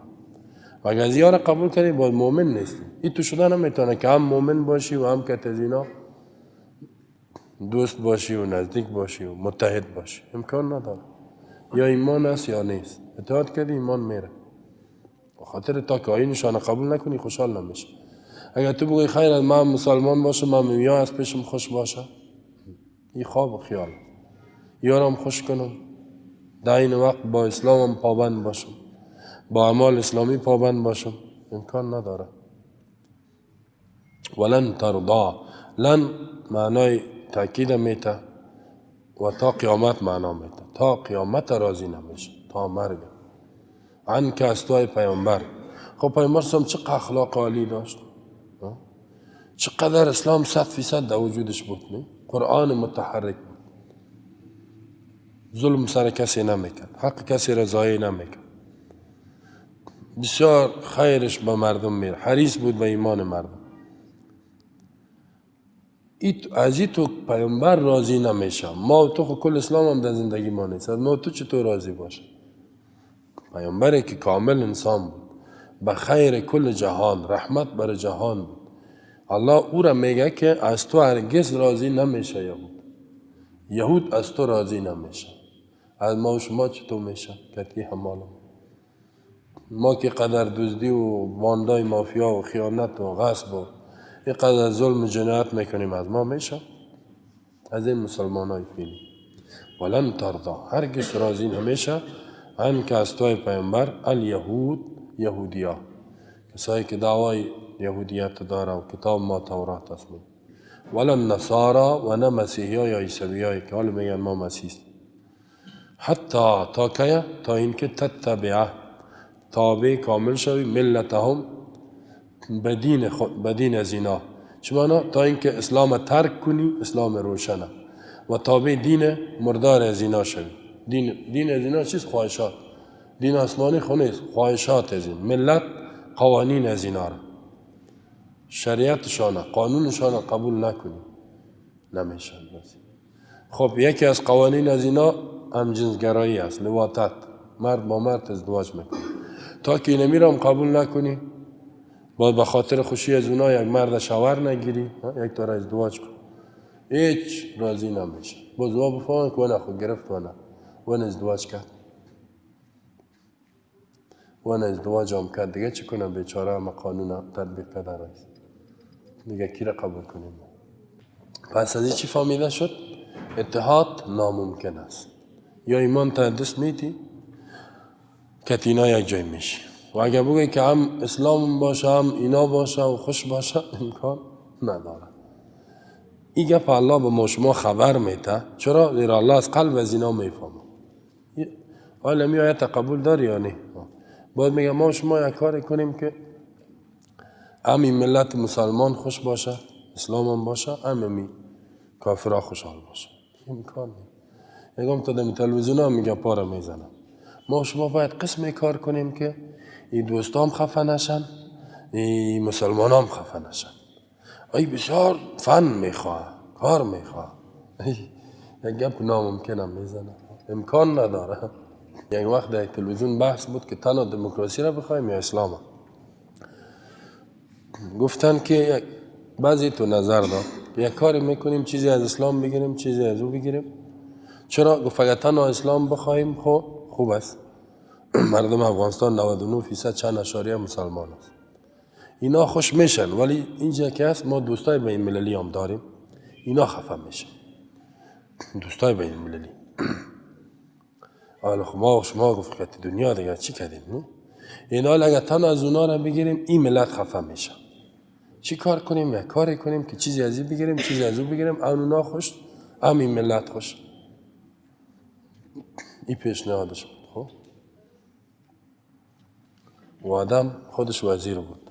باز یک تا دیگه گفت که این گپی که تو گفتی بسیار خراب گفت. گفت تو میخوای که یک سلاطه جور کنی، چیزی از او چیزی از او. گفت کسی در اسلام دموکراسی را داخل کرد، توهین کرده به دموکراسی. اگر در دموکراسی اسلام را داخل کرد، گفت توهین به اسلام کرده. گفت اسلام خط جدا، دموکراسی خط جدا. او بسیار مطالعه کرده، مشاور یک وزارت. گفت تو نکنین، یا اسلام بگوین یا دموکراسی. نمیشه. او از این قار بود که از اسلام چرا یک چیز شده میاری؟ ای تو کار نشه. گفت دهی قار بود. بازی گفت خب مقصد ما میخوایم کلگی خوشحال باشه. گفت امکان نداره. راستی که خوشحال کردن از یا هیچ ناممکن. از این بزرگا شنیدم گفت 50% معامله کردم قبولم نکردن ای بی دینا. 50% گفت گپایشان یقین که قبول کردم. همین 50-50 که میگن 50 به او 50 به این قبولش کردم، ولی گفت که مرا برکنار کردم. گفتن 100%. باز ما را گفت که یادتان باشه. من گفتم تو حالا فهمیدی قرآن وقت میگه که راضی نمیشه. پس دیگه از این چی فهمیده میشه؟ کسایی که اون طرف میگیره این طرف دست داده. این رفت از پیشش، این طرف رفت. اگر این طرف گرفتی اون طرف دست دادی. پس دو راه داری، به او را میری یا به ای را. رایت مشخص باشه. اگر به ای را میری خیر از تکلیف است، گپا است، ولی نعمت ها است دائمی. اگر به او را میری نعمت های دائمی، زندگی دائمی خراب شد. قل ان الهدى هدى الله، قل بگوی محمد از برای زینا ای پیامبر ان الهدى بدون شک اسلام هو الهدى، فقط امی دین حق است. ان الهدى هدى الله، یعنی کامل هدایت که دین هدى الله هدایت الله است. قل ان هدى الله هدایت الله که اسلام است، قرآن است. هو الهدى اینمی کامل است، کامل هدایت امیست، فقط امیست، یعنی انحصار هدایت در امی دین اسلام شدگیست، در قرآن شدگیست. خب اینجا سوال پیدا میشه که چی میشه که گپ از وارم قبول کنیم؟ الله میگه کدی یگام تو میگه چی میشه؟ ولا ان اتبعت، اگر تو بیداری کردی بالفرض پیامبر هم خو نمیکرد، ما شما را میگه اهواهم خواهشات از اینا را، گپ از اینا خواهش است، آرا و نظریاتشون او نظریاتی که اینا دارن. بعد الذي جاءك من العلم، بعد از اینکه آمد تو را علم وحی آمدگیست، بعد از این کردی ما لك من الله من ولی ولا نصیر، نیست کسی که از جانب الله تو را حفاظت کنه یا عذاب از تو دفع کنه. ولی دوست که حفاظتت کنه، نصیر که از عذاب الله نجاتت بده. سعی کنید الله رسول الله صلی میگه اگر تابعداری کردی هیچ کس نجاتت نمید، کو چقدر نزدیک است به الله. ما و شما را چی؟ ما و شما که بکنیم میمانه، ما و شما را خود بسیار خود پیامبر خدا چقدر دوست داشت. میگه اگر تابعداری کردی کسی تو را نصرت مدد کرده نمیتونه، عذاب میاد، عذاب دردناک. پس الله بر ما شما ثبات بده، فقط به اسلام محکم باشه، خلاص. این میره میخوایم قل ان صلاتي ونسكي ومحياي ومماتي لله رب العالمين لا شريك له وبذلك امرت، به معمور است، وانا اول المسلمین، وانا من المسلمین، از جمله مسلمان ها هستی. تکلیف است باشه. الذين آتيناهم الكتاب يتلونه حق تلاوته اولئك يؤمنون به ومن يكفر به فاولئك هم الخاسرون. در اینجا الله را بیان میکنه که بعضی اهل کتاب کسایی است قرآن قبول دارن. الذين آتيناهم الكتاب، کسایی که به اینا کتاب دادیم، یتلونه میخوانند امی کتاب الله را حق تلاوته، حق تلاوت با درست بیان میخوانند. اولئک یؤمنون به، یا ایمان میارن به قرآن. و من یکفر به، هر کسی کفر انکار کرد به قرآن، فاولئک هم الخاسرون، اینا که از تاوانیستن و هلاک شوندگان هستند. الذين آتيناهم الكتاب کی است؟ الذين آتيناهم الكتاب کسایی که اینا را کتاب، یهود نصارا، حتی بعضی مفسرین میگه که مسلمان هم در داخل است.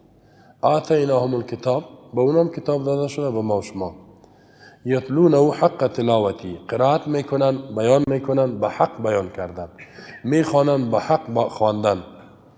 حق خواندن چی را میگه؟ که معنایش یاد میگیره، مفهومش، تابعداری از احکامش میکنه، اینی را میگه. حلالش حلال میدانه، حرامش حرام. کل صحابه میره میگن. حق تلاوتی نیست که لفظش خوانده میره از معنا خبر نیست، احکامش عملی نمیکنه. هی حق خواندن نیست. حق خواندن بیان کردن نیست که یاد بگیری و آنچه که هست عمل کنی. حلال حرام بگویی، حلال بگویی، حرام حرام بگویی. نهی الله را اجتناب کنی، امرش عملی کنی. این حق تلاوت است. اگر معنا را نمیفهمی هیچ، اون خوانده رئیس قاریای به مفهوم، به معنا و به مفهوم، یه چیز خدا هم نجات داده نمیتونه. پس شما کوشش کنید کتاب الله را که میخواین به حق خواندن بفهمید چی میگه. این وقت است که معنا را بخوانید، تفسیر را بخوانید، بار بار بخوانید. اولئک یؤمنون به، اینمی کسای ایمان میارن به قرآن، کسایی که حق قرآن میخوانند یا ایمان میارن یا معاند نیستن، تحریف هم نمیکنن. در بین از بعضی ها بود و من یکفر به، هر کسی کفر کرد به قرآن، فاولئک هم الخاسرون، این در دنیا و آخرت تاوانی است و نجات نمیافه. یا بنی اسرائیل اذکروا نعمتی التي انعمت علیکم و انی فضلتکم علی العالمین واتقوا یوما لا تجزی نفس عن نفس شیئا ولا يقبل منها عدل ولا تنفعها شفاعة ولا هم ینصرون. در اینجا الله متعال در آیت سابق نعمتایی که به بالای بنی اسرائیل کرده بود یهودی ها بیان کرد و ایران بیان کرد که یا در برابر نعمتها چی کردن؟ کفر کردن، ناشکری کردن، عناد کردن. بسیار گناه را انجام دادن. حال الله متعال اینجا دوباره تکرار میکند که همی با تاکید میکند که این نعمت ها را برتان دادیم، میرا یاد کنین، مطابق نعمت ها عمل کنین، اگر نه باز عذاب که آمد نجات نمیافین. و بعدا واقع ابراهیم علیه السلام بیان میکنه: یا بنی اسرائیل، ای اولاد یعقوب علیه السلام، اولاد یعقوب علیه السلام، ای فرزند پیامبر مطیع، ای اولادای پیامبر که تابعدار حکم الله بود، شما چرا یاغی و باغی شده؟ یهودی ها را الله میگه. یا یاغی و باغی شده بودن با وجودی که اولاد پیامبر بودن یعقوب علیه السلام. اذکروا نعمتی، یاد کنین نعمت مرا. شما دیدین که از نسل پیامبری تا آدمای بد هم میبرد. یعقوب علیه السلام چه آدم نیک بود، در قرآن بیان شده در مختلف آیات ها سورت یوسف اینجا. ولی اولادش تو کافرای خطرناک هم برآمد. این یهودی ها که است اولاد ازی است، اولاد یعقوب علیه السلام. یاد کنین نعمت مرا التي انعمت علیکم، آن نعمتی که من به بالای شما کرده بودم. این نعمت به خود ازی به بالای پدرایشان. یهودیایی که موجود بود در مدینه اینا را میگه نعمتی که به پدرایتان کردیم.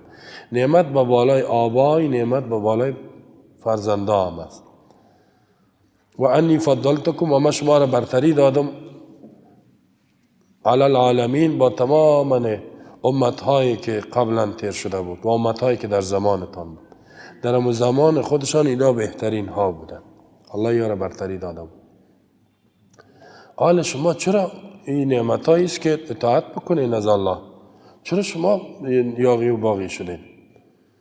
واتقوا، بترسین، خود را نگاه کنین، یوما، از روزی که قیامت، لا تجزی نفس عن نفس شیئا، دفع کردن نمیتواند یک نفس غیر مجرم است از نفس مجرم شیئا، هیچ نوع عذاب را، هیچ نوع عذاب الله را دفع کردن نمیتواند.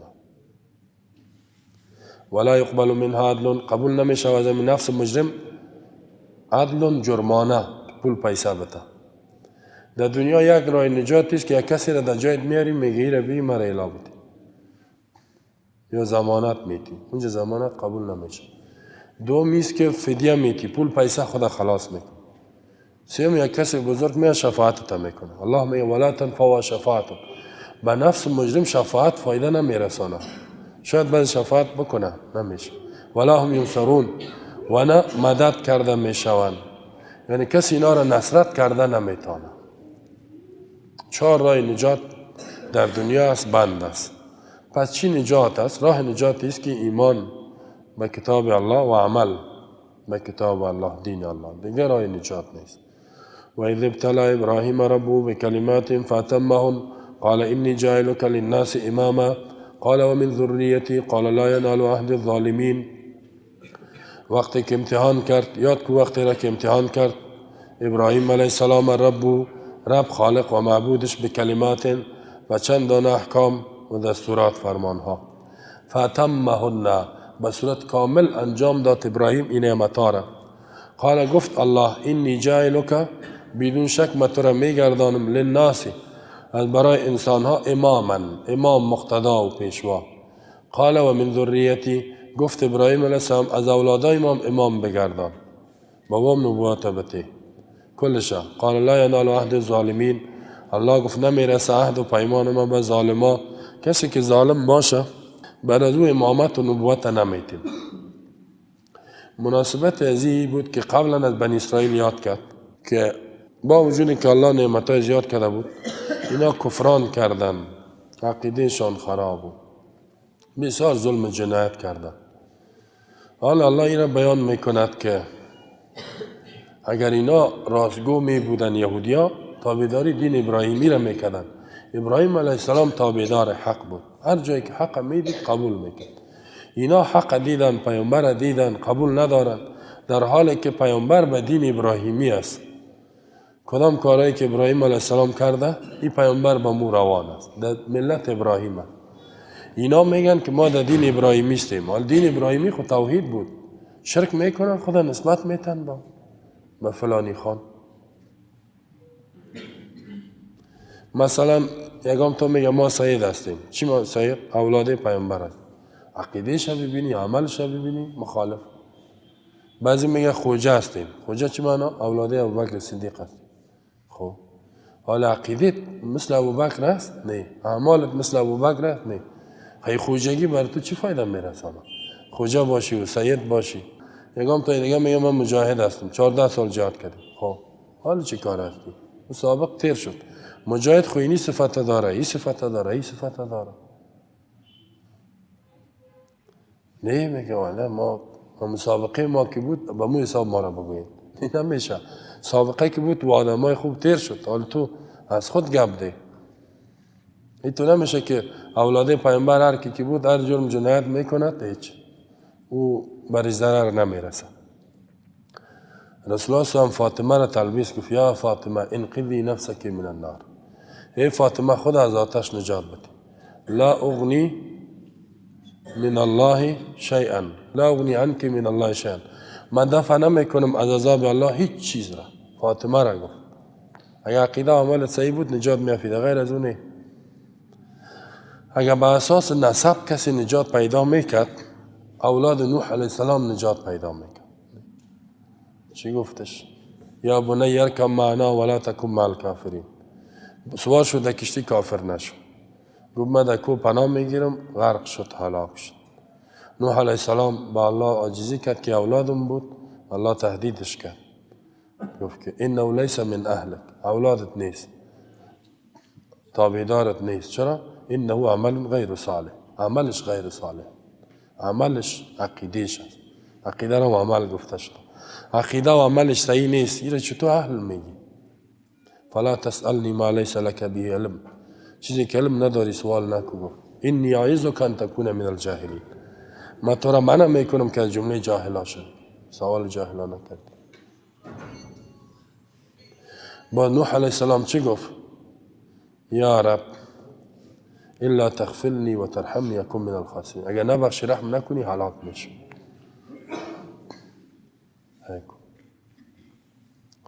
هیچ کسی عقیدهش خراب است، عملش. با سید بودن و خواجه بودن و آقا بودن. ما آقا هستیم، ما خواجه هستیم. بسیاری هم گپا را میزنن. نجات پیدا نمیکنه. یهودی ها چی میگفتن؟ ما دین ابراهیمی است. پیامبر ما یعقوب علیه السلام است. ما اولاده پیامبر هستیم. یا میگفتن ما نجات، ما که در جنت نریم کی میره؟ الله میگه با اساس نسب جنت نیست. جنت نعمت با اساس چی است؟ با اساس عقیده و عمل است. هر یک خودش کل امرئ بما کسب رهین. هر کس در گرو اعمال خودش است. هر کس در گرو اعمال خودش. عقیده عمل داشت خوب، نداشت نی. اگه کافر شد خودش باز جواب میده. الحمدلله که الله متعال تو نمیگه که پدرت کافر بود اولادم مجازات کنه. نمیکنه. اولاد کافر بود پدرم مجازات کنه. نه، هر کس مسئولیت فامیلی خود انجام داد. کس کافر میشه جزای خدا میبینه. الله رد میکنه در آیات ها بالای مشرکین مکه میگفتن ما در دین ابراهیمی هستیم. یهودی ها را رد میکنه. الله میگه که ابراهیم چه قسم آدم بود، چه قسم پیامبر بود. و اذ ابتلا، وقتی که امتحان کرد الله متعال، یاد کو میگه وقتا عبد و بنده خود را ابراهیم. ابراهیم کلمه سریانی است یا عبرانی است به معنای ابو رحیم، یعنی پدر مهربان. معنیش پدر مهربان. به کلمات مکلفش کرد به چند تکالیف شرعی. تکالیف چیست؟ اوامر و نواهی. این کار بکو، این کار نه، این انجام بده، از این چیزا اجتناب کن. ابراهیم علیه السلام چی کرد؟ فاتمهن، به صورت کامل او را انجام داد. بعضی میگه که نموده سنت ها است. سنت های سر تا بگیو، بروتای تا کم کو، ناخونای تا بگیو، ریش تا ایلا کو، مویای یا اضافگی بدن بگی، این مویی، این چیزا. خوی خواهد جمله احکام سنن مستحب بوده. ولی مهمترین کلمات که بسیار تکلیف دید او چی بود که ابراهیم علیه السلام انجام داد؟ الله برش گفت که علی پدر مشرکت مقابله کن، پدر تا دعوت. این سخت است. خب علی پدر خیست گفت که و از قال ابراهیم لابیه آذر اینی اراک و قومک فی ضلال مبین، تو و قومت در گمراهی آشکارا می‌بینی. علی قوم مشرک بخیستاد شد. این بسیار سخت. پدری که بسیار زور و قوت داشت، سرمایه دار بود. پدرش گفت که اراغب انت عن آلهتی یا ابراهیم، خدای مرا قبول نداری؟ لئن لم تنتهی لاجعلنک من المرجومین. گفت من تو را سنگسار میکنم این گپا را بگو. پدرش به ابراهیم گفت که وهجرنی ملیا، بسیار زمانه مرا ترک برای از خانه. ابراهیم علیه السلام گفت که اینی ذاهب الی ربی، من میرم به طرف ربم. اینی مهاجر الی ربی، من به طرف دین رب میرم. قانا را اعلا کرد، کت قوم مبارزه کرد، کت پاچای کافر مبارزه کرد. بسیار سخت. قوم، پاچا، پدر، کل مخالف به حدی که آتش برش آماده کردن، به آتش انداختندش. این تو یک عقیده هم داشت ماشاءالله. گفت که یا الله نجات بده. بعضی روایت هاست قرآن رد تاییدش نمیکنه. جبرائیل آمد گفت چی کمکت کنم؟ گفت از تو نمیخوایم، گفت از الله میخوایم. مستقیم مرا الله نصره. الله برش گفت که یا نار کونی بردن و سلاما علی ابراهیم، ای آتش سو سرد و سلامت به ابراهیم باش. تو یک عقیده محکم ماشاءالله. ما و شما میگیم ملت ابراهیمی استیم. گفت اولادت ذبح کو، در خواب دیده، خواب پیامبر وحیه. بچه هم که یک بچه داره، تو هم در 100 سالگی 80 سال پیر شده، اسماعیل الله برش داده بود، اول اولادش بود. الله گفت ذبحش کو. 7 ساله بود، 33 میدوید. بسیار سخت است. باز مشوره میکنه که بچه خود ابراهیم علیه السلام میگه اینی، میگه بدون شک ما دیدیم در خوابم انی اذبحک، من تو را ذبح میکنم، فانظر ماذا ترى، چی فکر میکنی؟ ولی او را تو تربیه کرده بود. قال یا ابت افعل ما تؤمر، ای پدر جان انجام بده بانچه که مأمور است. سبحان الله. ستجدنی ان شاء الله صابرا، ان شاء الله گفت من صبر میکنم. فلما اسلما، قرآن میگه هر وقت تابع شدن و تلوا للجبین، به یک بغل انداخت کار ده که گرفت. و نادیناه ای یا ابراهیم، آواز کردیم که ای ابراهیم قد صدقت الرؤیا، خوابت صادق کردی، پورا کردی، آفرین. انا كذلك نجزي المحسنین و فدیناه بذبح عظیم، یک گوسفند زیبا را برشاد گفت را ذبح کن. سلام علی ابراهیم، الله به سلامتی باد به ابراهیم علیه السلام. دیگه اولاد و زن برد در هجرت از عراق، فلسطین، سوریه، کل جا را گشت. یک جای به دیگه جای دعوت میداد. در مکه که آمد داشت چیز نیست، نه دکان است نه دیگه. زن امان کت اولاد. الله گفت الا بتی زن اولادت. بسیار سخت است. خب زن کت اولاد الا بتی. وقتی که ابراهیم علیه السلام رفت، خانمش گفت که به کی ما را اعلام میتی؟ الا من تترکنا. چوب کرد. باز گفتش به کی اعلام میتی؟ چوب کرد. 3 مرتبه گفت امرک ربک، آیا ربت امرت کرد؟ ابراهیم گفت میتو کرد. بله. باز خانمش چی میگه؟ خیلی برو دیگه. فاذن لا تزیون ربنا، رب ما را ضایع نمیکنه. باز میدوید دم صفا و مروه، ایسو پشت آب، ایسو آمد که زیر پای ابراهیم علیه السلام چشمه زمزم برآمد. الله و عمل هاجر که خانمش بود، او را الله طور جور کرد که آل فرض کرده که در صفا و مروه مردم او را عبادت جور کرد، باید بدوندم اونجا. ان الله کتب علیکم السعی فاسعوا، الله سعی به بالایتان فرض کرده که صفا به مروه بری، نکنی اون کار حجت نمیشه. فاسعوا، باید سعی کنیم بین صفا و مروه. اینال مبارزه علی پدر، علی قوم، علی پادشاه، اولاد اعلا کردن، هجرت از یک وطن به دیگر یک وطن. به می خاطر است که الله ای را گفت اینی جاعلک للناس اماما، تا که تکلیف زیاد برداشت نکنید درجه الله نمیده. این قانونشه، فیصله شه. باز علما میگن العطایا علی متن البلایا، عطایا که است بخششی های الله، این پشتر بلا و مصیبت. تا که بلا و مصیبت را قبول نکنید الله نمیده. از قال و دیگه ای که بتا را ای چقدر زور میخواه، بتخانه مردم خدا میگه او را زده تکه تکه کنی، بسیار زور میخواه. ما و شما یکم کارهای اسلام اینجا زدن هم نیست، همون را نمیکنیم. نه؟ در یکم جای میفهمیم اینجا زدن نیست، رفیده نمیکنیم. بکنیم میگه والا وابی نگاه یکمش نمیکنیم. یک آمین نمیگه. اگر بگوین چطور است عقیده خودم بیان نمیکنه، چوب هستیم. اما عقیده ما را هم نمیگه. میگیم خفه نشه می آدم، نه؟ نشه خفه دوستیش گمش که می اندوال ماست. یک کسی گفته بود که صاحب چرا گپای حق نمیگی، مردم بد است. گفته بود یک سلام علیکی داریم، میخوایم سلام علیکی ما هم قطع شود. همینطور سلام علیکی، حالا تو سلام علیکی چرا میکنی؟ سلام به کی میتی؟ چرا که تزی دوستی داری؟ الحب لله والبغض لله. محبتت خو به خاطر الله باشه، بدی بد میبری به خاطر الله باشه.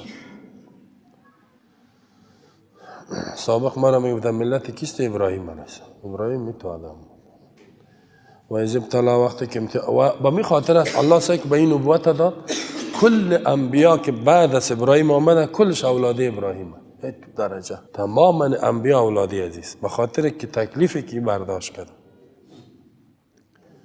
این بسیار درجه است.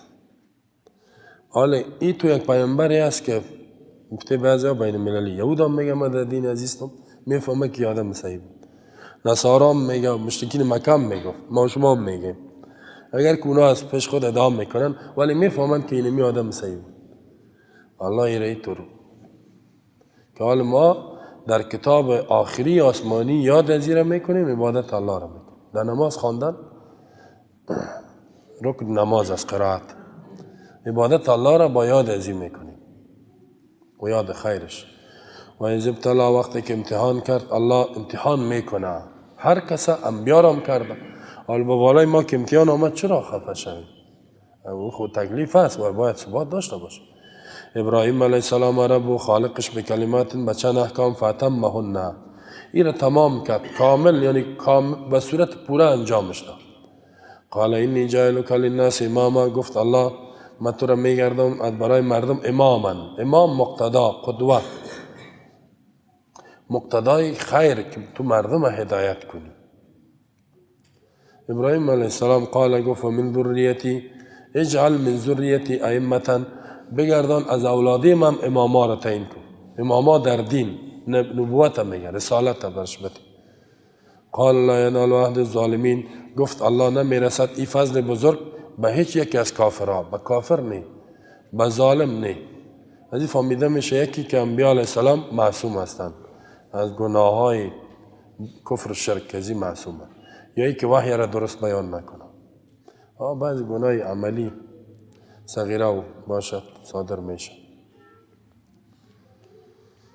و اذ جعلنا البیت مثابة للناس و امنا واتخذوا من مقام ابراهیم مصلی وعهدنا الى ابراهیم و اسماعیل ان طهرا بیتی للطائفین والعاکفین والرکع السجود. یاد که وقتی را که گردانیدیم بیت الله را مثابة للناس، مکان بازگشت از برای مردم، و امنا جای امن، واتخذوا من مقام ابراهیم مصلی، حکم کردیم که بگیرید مقام ابراهیم مصلی جای نماز که نماز بخوانید. و عهدنا الی ابراهیم، حکم کردیم به ابراهیم اسماعیل علیه السلام ان طهرا بیتیه، پاک کنین خانه مرا للطائفین، از برای طواف کننده و العاکفین، کسایی که اعتکاف میکنن، و رکع سجود، کسایی که رکوع و سجده میکنن. در اینجا الله متعال دیگه مقام ابراهیم علیه السلام بیان میکنه. میگه یاد که وقتی که ما کعبه معظمه را جعلنا گردانیدیم مثابتا، مثابه مرجعا، مرجع از برای انسان ها که از هر طرف میاد، جای بازگشت، میای عبادت میکنه میره، باز میره و باز میایه. و امنا، امن، مکان امن، هر کسی که داخل شود و من دخلو کان آمنا، با عقیده توحید داخل شود امن میشه از آتش جهنم، با ایمان و عقیده داخل شود. و حتی در دنیا هم بعض گناه را کرده باشه اونجا داخل شود باید امن باشد. بسیاری ائمه میگن که نباید یک کسی یک مجرم در اونجا جزا بده تا که اونجا نبرآمده یا قتل کرده حق جزا نداره. اما حال مجرم چی که آدمای نیک از اونجا میکشن میبرن به بندی خانه، آدمای نیک هم میکشن میبره اعدامش میکنه. حالی تو حکومت هست اونجا. واتخذوا من مقام ابراهیم، حکم کردیم که بگیرین از مقام جای استادن ابراهیم مصلن مکان نماز، یعنی همون جایی که ابراهیم علیه السلام نماز خوانده همونجا بخوانین نماز. حالاجی که میرن 2 رکعت نماز در مقام ابراهیم سنت است، خب خوانده شد و یا با برابری از او دورتر باشد، بسیار جبیر بار است. فعلا الله چقدر مقام داد به ابراهیم، نقش پای قدمش سابقه بوده، حالا او چیزی که فعلا است علما میگن اون نیست، مسابق بوده که کعبه را جور میکرد، پایش نقش پایش دمون مانده بود. و عهدنا الی ابراهیم، عهد کردیم، عهدنا چه معنا؟ حکم کردیم، امرنا ابراهیم و اولادش اسماعیل ان طهرا بیتی، پاک کنین هر دویتان خانه مرا. بیتیه نسبت بیت الله را الله به طرف خود داده به خاطر شرافت و عظمتش. از چی پاکش کنین؟ از اوتان و بتها، اوسان بتها او اویزان بود دیگه، از شرک پاکش کنین، از عبادت غیر الله پاکش کنین و خودش هم از نجاست ها پاکش کنین. برای کی پاک کنین؟ للطائفین، از برای طواف کنین دا، بزرگترین عبادت در اونجا طواف است، اعتکاف بکنن. والعاکفین، طائفین طواف میکنن در چاره، عاکفین اعتکاف میکنن در رمضان، بسیار ثوابش بالا در اونجا اعتکاف کردن. و رکع سجود، از برای نمازگزارا رکوع کننده و سجده کننده، 2 بخش نماز را بیان کرد. و ابراهیم علیه السلام باز اونجا که رفت هیچ چیز نیست، دشت خالی بود. اینجا ابراهیم علیه السلام وقتی که جور میکنه بیت الله را باز دعا میکنه. اول به زندگی اقتصادیشان دعا کرده، بعد از او باز به ایمانشان، به عقیدهشان. و اس قال ابراهیم رب اجعل هذا بلدا آمنا وارزق اهله من الثمرات من آمن منهم بالله واليوم الاخر قال ومن كفر فأمتعه قليلا ثم اضطره الى عذاب النار وبئس المصير. یاد کو وقتی را که گفت ابراهیم علیه السلام رب ای رب ای خالق ای معبود، اجعل هذا بگردان امی شهر را بلدا یک شهر آمنا که به امنیت باشد. امنیت بسیار مهم است. امنیت که بود باید رزق هم بته، ورزق اهله، روزی بته اهل از این کسایی که در اینجا زندگی میکنن، من الثمرات، انواع رزق و روزی میوه ها، من آمن منهم بالله والیوم الاخر، هر یک از اینا که ایمان دارن با الله و روز قیامت. قال گفت الله و من کفره، کسای کافر هم هستن، فامته قلیلا، فایده و بهره و زندگی دنیا را میتم قلیلا کم وقت، ثم استره، بعد مجبورش میکنم کشش میکنم الی عذاب النار، به طرف عذاب آتش، و بئس المصیر، بد جای بازگشت است آتش. ابراهیم علیه السلام دعا میکنه، یکم تا میگه دین که از دنیا رو نمیخواد، امنیت نمیخواد. عقل جاهل مردم، در دین اسلام امنیت است. انبیایی که آمدن امنیت رزق، در جایی که امنیت باشه رزق فراوان باشد، خلاص دیگه از این که چیز خوب، کل نعمت دنیا همی است. این همیال کسایی که از افغانستان پاکستان فرار میکنن در اروپا میرن، چرا؟ میگه یکی امنیت است، دیگه اشکم ماسیر است. میگه اینه که پرسانش کنی یکم تا که زنگ میزنم میگم چطور زندگی؟ او بسیار امنیت. شبم میگم برقا چالانه، ای شب روز فرق نمیشه. خب میفهم که یک کمی کشش کردنی.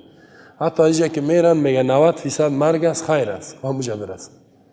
90% مرگ قبول داره که به امنیت برسن و به رزق فرا. دیگه میگم نان این گپا است، چی میگی تو؟ چی نان است؟ میوه آنچه که بخواهی است. خب آرام هستی دیگه، بسیار خوش هستیم دیگه. جنت دنیاست بلا تشبیه، اگه خفه نشی میگه مولوی صاحب، بسیار جای خوب است. یا افغانستان خود دوزخ بود، جهنم بود میگه، کشتار است و زدن است، گشنگی است. اینجا بسیار دیگه زندگی دیگه قسم است. میفهم که همین دو چیزی را اونجا کشاند. او دیگه قصه دنیا نیست، اکثرش کم پرست است، کم سیر باشه آرام باشه تا که میمرم. باز که زندگی را که نحوی زندگی چیز اسلامی است نیست، در قصه از اون نیست، اوشا پرسان نمیکنه. امنیت، اقتصاد، اشکمت سیر، فضا آرام، دیگه هر چیز دیگه جور میشه، تمدن، آبادی، همه. این دو چیز نبود، این چیز نمیشه. این میاله کسی اقتصادش بالا باشد، امن باشه، خلاص دیگه بسیار کارا جور میشه. نه دیگه دنیا که قچیزا رو جور میکنه نزینه میاد، اقتصاد بالا، اون در مریخ اینجا تحقیقات داره. نه اگه اینا باشه نیست. این اسلام میخواه، ولی امنیت و رزقی را میخواه که در تحت قانون و سایه قرآن باشه. به خاطر اگه این نبود دنیا از آخرت نیست. الله تو امنیتی برات میاره، ای تو اقتصادی که هم آخرت باشه هم دنیا. و زندگی ابدی هم خوش باشید اونجا. ایام باشه و واقعا حکومتی را که رسول الله هم جور کرد که ببینید تا 13 قرن دا هم امنیت بود، هم رزق فراوان بود و هم آخرت بود. دنیا و آخرت بود. اسلام هم میتونه. در دنیا هم خوشی میخواد، در آخرت هم. حالا این کسایی که میگن امنیت چندان امنیت نیست اونجا. خب این میاله کسایی که در امریکا رفتن میساد و پد جیبت باشه گشته نمیتونی، دزا پشتت میگرد. تفنگچای بی صداست میگه مرا پیسه تا گپ زدی پلق میزنن در کلید، میگه اینجا میکشید، پلیس خبر نه، پلیس میام مرده افتیده. تو میکشید آسان. اونجا از ترس کارتاست، خب کارتای بانکی است، طریق کارت پول انتقال میته. خب در بانک از پیسه شو، در خانه نگاه کردن نمیتونه، در جیب گشتانده نمیتونه. اگر کدام مصیبت شد بانک دیگه که از گرفت خلاص یک روپا نداری. مثل که در افغانستان گویا کسی گفت مصیبت آمد، گفت 600 میلیون روپی میدم چی بود، 600 لگم در بانک بود. گفت کلش هیچ شد، گدایگر شدم. گفت در دیگه حکومت آمدم، گفتم ایقا پیسه ماست، گفت که باش سعی کنیم، سعی کردن گفتن 600 نیست، 60 لگ است. گفتم خب امورم بتی گمش کن، 600ش به 60 لگ. دیگه دفعه گفت رفتم، گفت خب، گفت 60 لگ نیست، 6 لگ است. خب یقین کنید. گفتم 6 لگ هم بتی، حالا خوب رفت. گفت دیگه روز رفتم، گفت که هیچ پیسه اینجا نیست، خلاص شده. حیران موند. اینی بانک هم که هست. خب واید قسم زندگی دارد. چی امنیت است؟ امنیتی را میگه که پیسه وجود پشت شانه بگردی که از چیز نگوید. این امنیت میگه. امنیت. و از قال ابراهیم وقتی که گفت ابراهیم علیه السلام رب ای رب اجعل هذا، یعنی اجعل هذا المکان، این جای بگردان، هدف مکه است، بلدا آمنا، بلد امن. این دعای ابراهیم است، الله قبول کرده. الله قسم یاد میکند در سورة تین و تین و زیتون و طور سینین و هذا البلد الامین، این شهر امن، الله را امن گشتان. دعای ابراهیم علیه السلام یعنی اهلش در امن و استقرار باشد. و نزق اهله من الثمرات، رزق بته اهل ازیر از میوه ها. ای رب المؤمنین، اهل کسایی که اینجا میاد تا که طاعت تو را بکنن، با عبادتت فارغ بال باشن، میگه رزقشان بده که عبادت تکنن. من آمن منهم بالله، من الثمرات گندم، جو، جواری، برنج، لوبیا، نخود، دیگه میوه ها، سیب است، انار است، امی کلش شامل. هر کسی که ایمان میارد از اینا با الله و روز آخرت. اینجا ابراهیم علیه السلام خواست کرد که برای مؤمنین نشان بده، با کافر نه، فقط مؤمن بده. الله میگه نه، دنیا را با کافر و مؤمن میده. قال و من کفره، الله گفت و ارزق من کفره، رزق میتم کسی که کفرم بکند، کما ارزق المؤمن، مثل که مؤمن رزق میتم کافر هم میتم. ولی فامتعه قلیلا، کافر بهره و لذت زندگی را میتم کم وقت، تا که زنده است نعمتها را میگیره. که مرد روز خوبی به کافر نیست، که مرد دیگه آتش است دیگه خلاص. ثم اضطره الى عذاب النار، باز چی میکنم؟ مجبورش میکنم در آخرت، کشش میکنم، سوقش میتم به عذاب آتش. بس هیچ و بئس المصیر، بد جای بازگشت است که مرجع کافر است. کافر که مرد دیگه روز خوب نمیبینه. یکم تا میگه کسایی که برق جور کرده، ایره چی میگی؟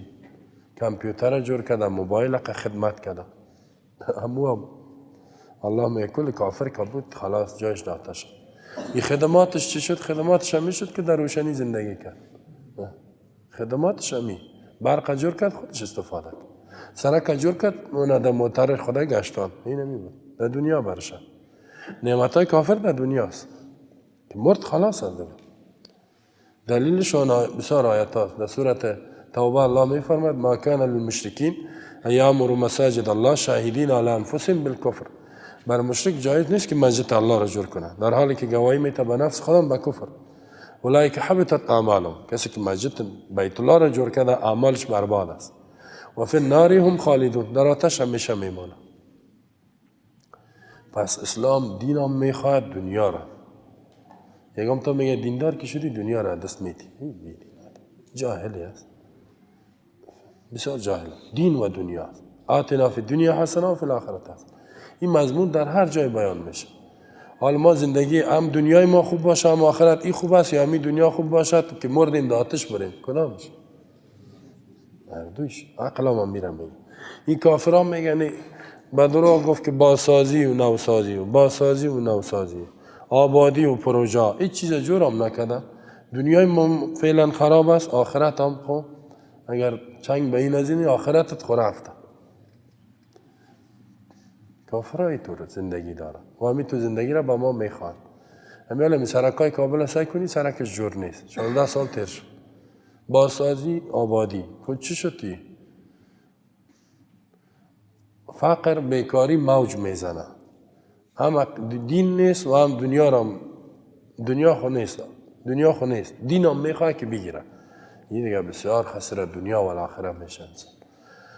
پس الله با ما شما ثبات بده که مثل ابراهیم وار زندگی کنیم. و صلی الله علی نبی محمد.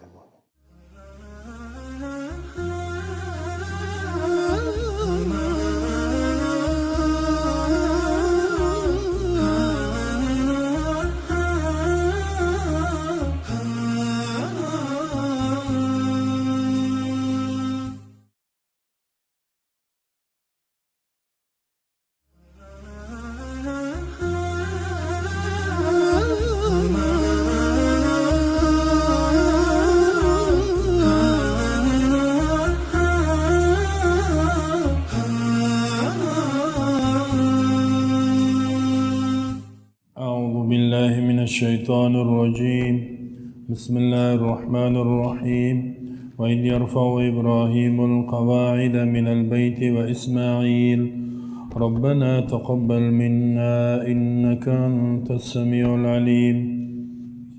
آیت 127 داستان ابراهیم علیه السلام به خاطر رد عقیده یهودی‌ها و نصرانی‌ها و مشرکین مکه که بت پرستا بود، به این خاطر الله بیان میکند که ابراهیم پیامبری است که شما خدا به این منسوب میسازین. یک پیامبری نبود که عقیده شما را و اعمال شما را داشته باشد. یک پیامبری بود که علیه شرک و خرافات مبارزه کرده و به خاطر نظام توحید حتی قربانی های زیادی دادگی است. در این آیتی را بیان میکنه که بیت الله که مرکز توحید است، بر عبادت الله جور شده، اطاعت الله، ابراهیم را جور کردگی است و به این خاطر جور کرد که در شرک نشود. حال شما شرک میکنید. و اذ یرفع ابراهیم و زیاد که زمانی را که بلند میکرد ابراهیم علیه السلام القواعد تهداب ها را من البیت از بیت الله و اسماعیل علیه السلام و در این وقت دعا میکردند در این وقت ربنا ای رب تقبل منا، قبل بک از طرف ما، انک انت السمیع العلیم، یقینا تو ای الله سمیع شنواسی، میشنوی همه آوازها را، دعای ما را میشنوی، علیم عالم هستی به قلوب ما، به قلب ما و به نیات ما. حال الله متعال داستان بنای بیت الله عتیق بیان میکنه که ابراهیم ای را جور کرد. خو ای را اول کی جور کرده؟ بعضی میگه آدم علیه السلام، بعضی میگه ملائکه. اکثر میگه ملائکه جور کردگی است بیت الله را یا کعبه را به خاطر عبادت یعنی اولین مسجد روی زمین است. در قرآن مسجد الحرام گفته شده، مسجد حرمت، مسجد عزت. باز پس آن دیوالایش خراب شده بود. ابراهیم علیه السلام قواعدش وجود داشت، یعنی همی تهدابش، سنگ تهدابش بود، دیوالش خشتش نبود، دوباره سرش خشت بالا کرد. بعضی هم میگه که بیخی همو سنگ هایش هم خراب شده بود. ابراهیم علیه السلام بیخی همو تهدابش هم ماند، دوباره به امرای خشت و کاری همه کارش کرد. مثل که در سورت حج الله میگه و بوأنا لابراهیم مکان البیت، زمانی که جای دادیم بر ابراهیم بیت الله را، یا نشان دادیم، مکانش گم بود. و از یرفع، زمانی که بلند میکرد، یاد که پیامبر به این انسان ها از برای قوم یک کار ناشنا را که بلند میکرد ابراهیم علیه السلام قواعد بیت و اسماعیل، یعنی دو پیامبر بسیار معظم که پیش الله عظمت دارن، قدر و مقام دارن، اینا بلند میکردن و استاد شده بودن، خودشان کار میکردن. یعنی مسجد خود انسان باید کار کنه دو، حالی که بگوید مسجد کار کو، کسی مسجد جور نمیکنه. مسجد بود، یک مسجد از الله. ابراهیم علیه السلام خودش کار کرد. خاتم النبیین در مدینه مسجد جور کرد، خودش کار میکرد. ما شما را کار مسجد بیا بکو توبه، یک پیسه خدا نمیده، کار خوبه. قیام کردن به ماندن اساسش، یعنی بنیادش ماندن و بنایش بلند کردن. در حالی که کار میکردن، در وقت عبادت باید قبولیتش از الله بخواهی. در این وقت میگفتن بسیار با عاجزی که ربنا تقبل منا، ای رب قبول بکو از برای ما همی عبادت که مسجد تو را جور میکنیم، ای را قبول کن. انک انت السمیع العلیم، یقینا تو ای الله سمیع هستی، میشنوی کسایی که دعا میکنن، علیم هستی با نیت ما، با آبادی، یعنی دعا میکردن، میگفتن که ربنا تقبل منا، قبول بکو از ما این عمل ما را و امی عملی که میکنیم و این را خالص برای خودت بگردان و تو دعا را قبول میکنی. نگم تو میگه این دعای بعد از سنت ثابت شد. احمق مردم، جاهل. در وقتی که دعا میکرد ابراهیم علیه السلام عبادت کار میکرد، این دعا را میکرد. این تو نیست که بعد از سنت التزام بکنی، اگم دفعه ضرورت باشه خیره، ولی همیشه دعا کردن و را حتی ثواب دانستن واجب، حال واجب میگن. بخی بدعت است، کل بدعت ضلاله، هر بدعت گمراهی است. زیر رسول الله این کار نکرده، صحابه نکردگی است. یکی آیت عام است، یکی عمل خاص است. بر عبادت در هر بخشش یک دلیل خاص میخواهد. چیزی را که پیامبر صلی الله علیه و همیشه نکردگی است، همیشه او را نباید تو بکنی، کردی من حیث دین این بدعت میشه. و از بدعت پیامبر صلی الله علیه و ترساند امت، ایاکم و محدثات الامور.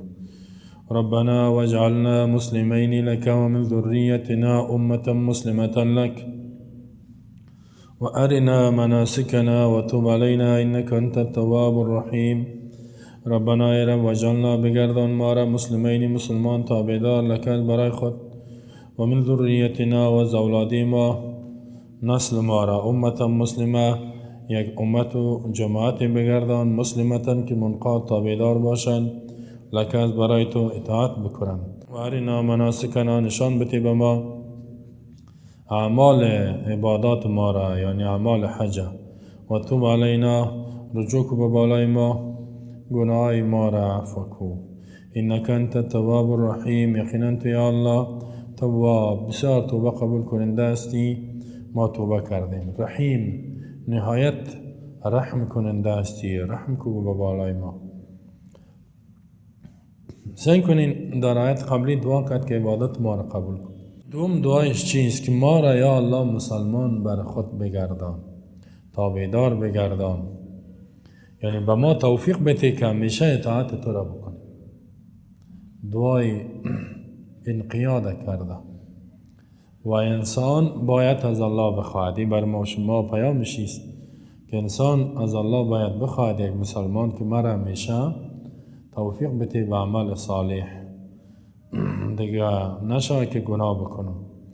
و بر اولادیش دعا میکنه که الله اولادیم صالح بگردان، اولادی مرا یک امتی که تابعدار باشه، و دعا میکنه که توبه ما را قبول کن، اشتباهات ما را تیر شد ببخش. ما و شما تو دعا نمیکنیم، مثال کم دعا، غیر دنیا میخوایم خلاص. این کلش با آخرت ارتباط داره. آیت قبلی هم و این هم با آخرت ارتباط داره، دنیا هم. ما و شما فقط دنیا میخوایم، باید زیاد آخرت بخوایم. دنیا را هم در پهلوش، ولی زیاد آخرت بخوایم. ربنا ای رب، در دعا وسیله میکنی اسماء حسنا را.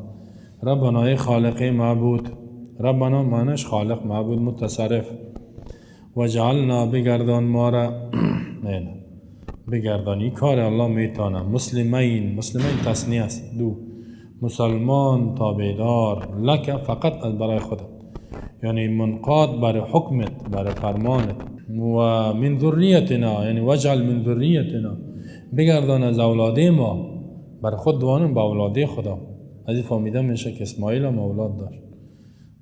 من امتا، یک امتی را، جماعتی را جور که از اولاده ما مسلمتا، که تابعدار باشد، منقاد باشد، تسلیم باشد لکه بر فرمانت، فقط اطاعت تو را بکنه، دیگه قوانین، دیگه نظام اطاعت نکنه، دیگه کس اطاعت نکنه، سجده و رکوع و دیگه کس نکنه، حاجزی بر تو بکنه. و ارنا مناسکنا، برای اولاده خودم دعا کنم. ما شما باید برای صلاح اولاد دعا کنیم یا الله اولاده ما را صالح بگردان. و ارنا مناسکنا، ارنا یعنی علمنا، به ما نشان بده، تعلیم بده. مناسکنا یعنی قوانین احکام عبادت ما را. مناسک همه احکام عبادت شامل میشه، نماز، روزه، حج هم شامل. مناسک اعمال حج، چه قسم حج بکنیم، چه قسم طواف بکنیم، کجا بریم، مزدلفه بریم، عرفات بریم، میره یاد بده. یعنی از این فهمیده میشه که طریقه عبادت از جانب الله وحی میشه. خود انسان حق نداره که چی بکنه، طریقه جور کنه در عبادت. این میگه ابراهیم علیه السلام که می اعمال عبادت، کیفیت عبادت به ما یاد بده، تعلیم بده، چه قسم عبادت تو را کنیم. اگر یک کسی به طریقه و خواهشات خود الله را عبادت کنه، بازم کافر میشه یا مشرک میشه یا مبتدی میشه. اگر امیال مشرکین مکه یا مشرکین هندوستان نه بود پرستا، وادم با طریقه خود عبادت میکنه یا میکنن، نه با فکر خود الله را عبادت میکنن، ولی کفر است، شرک، سجده میکنن، کفر است، شرک است. یهودی ها امیال به فکر خود عبادت میکنن، نصرانی ها به طریقه خواهشات خود عبادت میکنن، بودایی ها آتش پرست ها، ولی کافر هستند. یعنی طریقه عبادت هم از جانب الله است، حکم عبادت، فرمانش هم از جانب الله است، کیفیتش هم از جانب الله است، مقدارش به کدام اندازه و هم از جانب الله است. مثلا نماز صبح فرض 2 رکعت است، اگر میال کسی مقدارش 3 کرد، نمازش باطل است، ثواب نه بلکه گناه میکنه. 3 رکعت یا 5 کرد، زیادش کنه. اگر 1 کرد هم باطل است، 3 کرد هم باطل است. رکوع 1 است، سجده 2. اگر رکوع را 2 کرد، نماز باطل است. سجده را 1 کرد، باطل میشه. عوض گناه، ثواب گناه میبره. این قسم مقدار عبادت هم از جانب الله است، کیفیتش هم چگونه و هم از جانب الله است. اینجا مردم از پیش خود عبادت جور کرده رئیس، مردم از پیش خود عبادت جور کرده رئیس، اونم بدعت است. کسی عبادت از پیش خود جور کرد، الفاظ ذکر جور کرد، طریقه و کیفیتش هم بدعت میکنه. و کل بدعت ضلاله، هر بدعت آتش است. این گمراهی است. رسول الله میگه و کل ضلاله فی النار، و هر گمراهی در آتش است، یا مبتدی جایش در آتش است. اگر که عبادت کنه، ذکر بکنه، یکم تو را ببین یا رسول الله، یا رسول الله، تا بگه یا رسول الله میگه. خب شرک است و بدعت است. اگر میگی که رسول الله میشنه و حاضر است، مشرک میشه. یا رسول الله یا رسول الله تا بگو لا اله الا الله سبحان الله والحمد لله و لا اله الا الله والله اکبر. الله بر ما یاد داده چه قسم دعا کنیم، چه قسم عبادت کنیم. سیکو ابراهیم علیه السلام طریقی عبادت یاد نداشت، میگه یا الله نشان بده به ما، ارنا نشان بده، علمنا تعلیم بده، مناسکنا طریقی عبادت، مناسک جمع منسک، چه قسم عبادت تو را کنیم، چه قسم نماز بخونیم، چه قسم حج کنیم. در جگه از پیش خود جور کردی، حال مردم میره هر طرف بوسه میکنه. مقام ابراهیم هم بوسه میکنه، در جای بیت الله خدا میماله، این بدعت است. فقط رکن یمانی را میمالی دستت، بوسه نمیکنی. حجر الاسود وقت پیدا شد امکان بود بوسه میکنی، نبود نه از دور الله اکبر میگی خلاص. توجه هستین؟ چیز کفن ها را تکه سفید میبره در زمزم میشه یا کفن خدا میاره، دستمال دوجه میماله میاره، نه از پیش خود کارا جد کرد، هر طرف بوسه میکنه. بعضی دیوالای مسجد هم میماله خدا، در دیوالا را میماله با در سر خود میماله. و توب علینا انک انت التواب الرحیم. توب علینا رجوع کو به بالای ما، توب یعنی که رجوع کو، توبه ما را قبول کو، رحم کو به بالای ما، انک انت التواب، یقینا تو بسیار توبه قبول کننده استی، یعنی مغفرتت بخشتت عظیم است، رحیم رحمتت واسع است، فراخ نهایت رحم کو به بالای ما. سیکو توبه، انبیاء علیه السلام با الله توبه میکردن. رسول الله صلی میگه من در روز 100 مرتبه توبه میکنم، استغفر الله و اتوب الیه، استغفر الله العظیم الذي لا اله الا هو الحي القیوم و اتوب الیه. انسان همیشه توبه کنه. ربنا وابعث فيهم رسولا منهم يتلو عليهم آياتك ويعلمهم الكتاب والحكمة ويزكيهم إنك أنت العزيز الحكيم. ای رب، ای خالق، ای معبود، دعا میکنم وابعث روان بکو، ارسال بکو، فیهم در بین امی عرب ها رسولا پیامبر، منهم از جنسشان که انسان باشد، یتلو علیهم آیاتک بیان بکند به بالای از اینا، آیاتک آیات تو را، احکام تو را، فرامین تو را، دستورهای تو را، و یعلمهم الکتاب تعلیم بده به اینا کتابتا، یعنی کتاب آسمانی را برشان تعلیم بده، و الحکمت حکمت یعنی فهم کتاب سنت حدیث یادشان بده، و زکیهم و تزکیه و پاکشان کنه از رضایل اخلاقی و رضایل عقیدتی کفری و شرکی. انک انت العزیز الحکیم، یقینا تو یا الله العزیز غالب هستی به بالای همه، کاری که اراده کنی میتونی، الحکیم صاحب حکمت هستی، در هر کارت فایده و حکمت است. سکنی هم دعا با آخرت است، یعنی کسی را دی عرب ها روان کو پیامبر باشه که کتاب تو را بر از اونا تعلیم بده و تربیهشان بکنه و نظام الله را تنفیذ کنه، نظام الله را، فرامین الله را که قرآن است، این را تنفیذ کنه، تطبیقش کنه، تنفیذش کنه. دعا میکنه ابراهیم علیه السلام. ما و شما باید همیتو دعا کنیم که الله در اولادی ما علما، عالم قرآن، عالم حدیث، عالم با عمل، این بسیار مهم است. خود ما باید برای خود دعا کنیم، برای اولاد خود، برای قوم خود، برای منطقه خود، برای ملت خود مسلمان. یا الله این مردم به راه درست روان کن، مغفرتشان بکن، هدایتشان بکن. یعنی بزرگترین نعمت تعلیم و تدریس و قرآن و کتاب الله است. سعی کن برای قوم خود، برای اون مردم دعا میکنه. ابراهیم علیه السلام دعا میکنه. خب میفرماید که ربنا ای رب وابعث روان بکو، بفرست، فیهم ربنا میگه، ربنا اللهم ای مردم و شما میگه خدایا، او خداوندا، این گپا خداوندا در کجا خداوندا؟ در قرآن؟ خداوند در قرآن؟ خدا است؟ در حدیث است؟ نه. حالا بانو گپایید چیزی بگو که الله میگه ولله الاسماء الحسنى از برای الله نامای شایسته است. فدعوه دعا بخواین، هو زمی الله طلب کنید، بها بمی نامها رب، اللهم یا رحمان یا الله یا رحیم یا عزیز، این یا جبار یا سلام، اینی را یا خدا خدایا خداوندا یا سختن تالانا وارو سختن تالا این چیز. بعضی گاد میگن انگلیس ها یا گاد این دعا یا بگوان.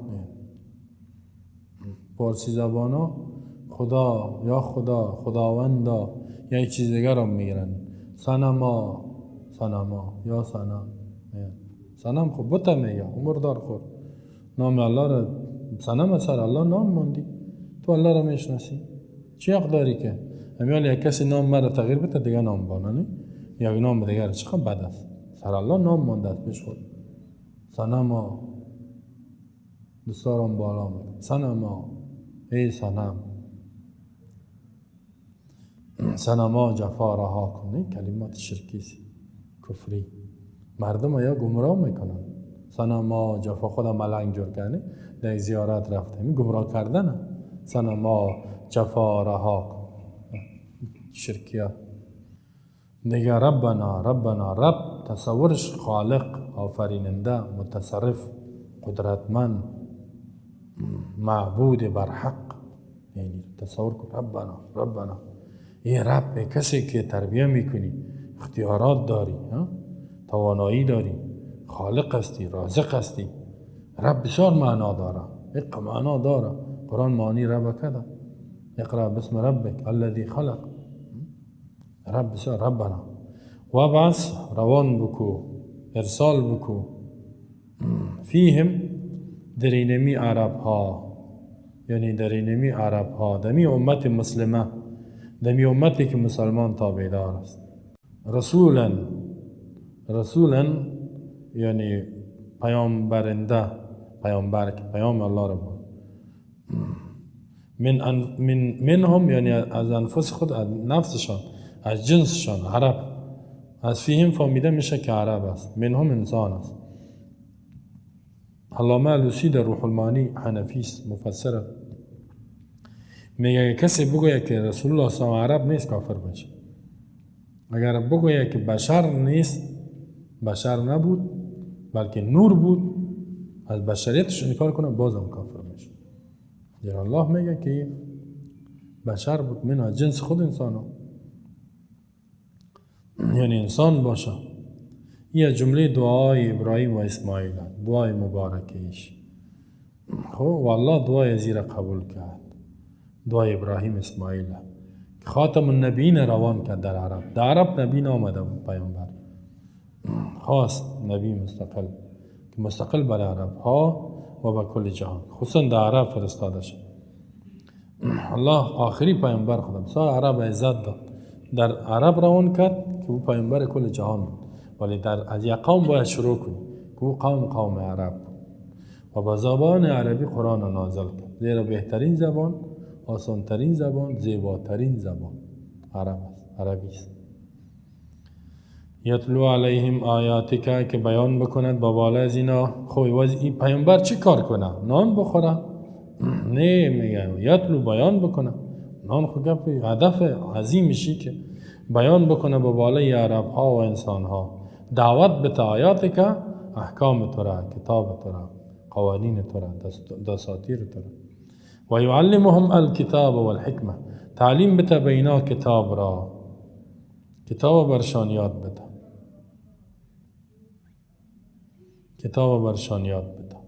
اولین معلم قرآن کی است؟ رسول الله صلی الله علیه و به می خاطر می فرماید خیرکم من تعلم القرآن و علمه، بهترین شما کسی است قرآن یاد بگیره برای دیگران یاد بده.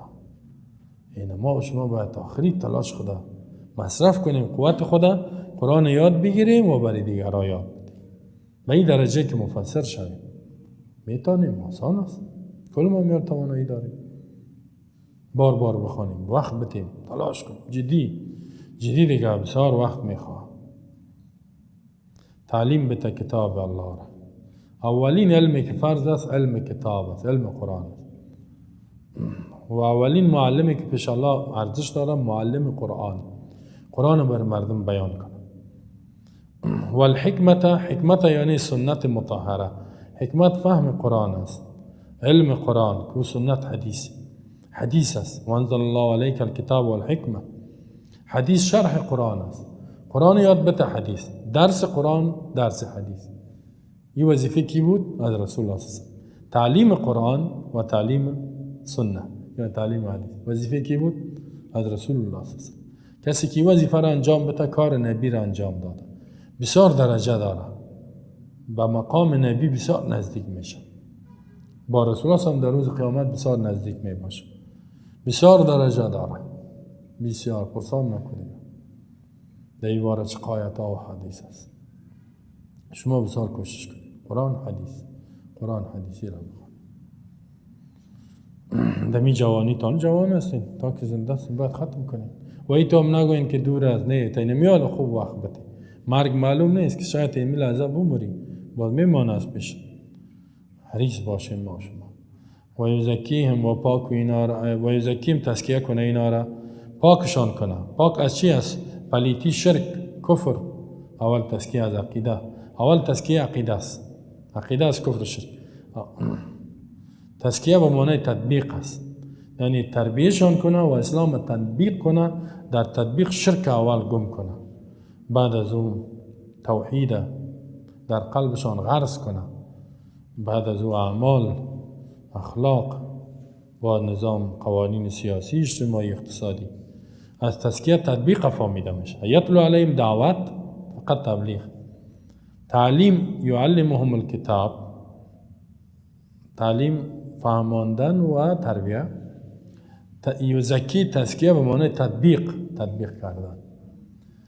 علمای ما فعلا بعدش او دعوتگرشان کم است، کمش دعوت میکنه، صحیح دعوت کل اسلام بیان کنه، کم است. دوم اگر تعلیم تربیه میکنه این خوب است، بسیار کم است. کم دیگهش تربیه نه که دوامدار و تربیه یک سیوه خاص خود داره. یک تبلیغ از گپ میگی میره یک تربیه است. او دیگه کار جماعی و کار اجتماعی و کار جمعی میخواد.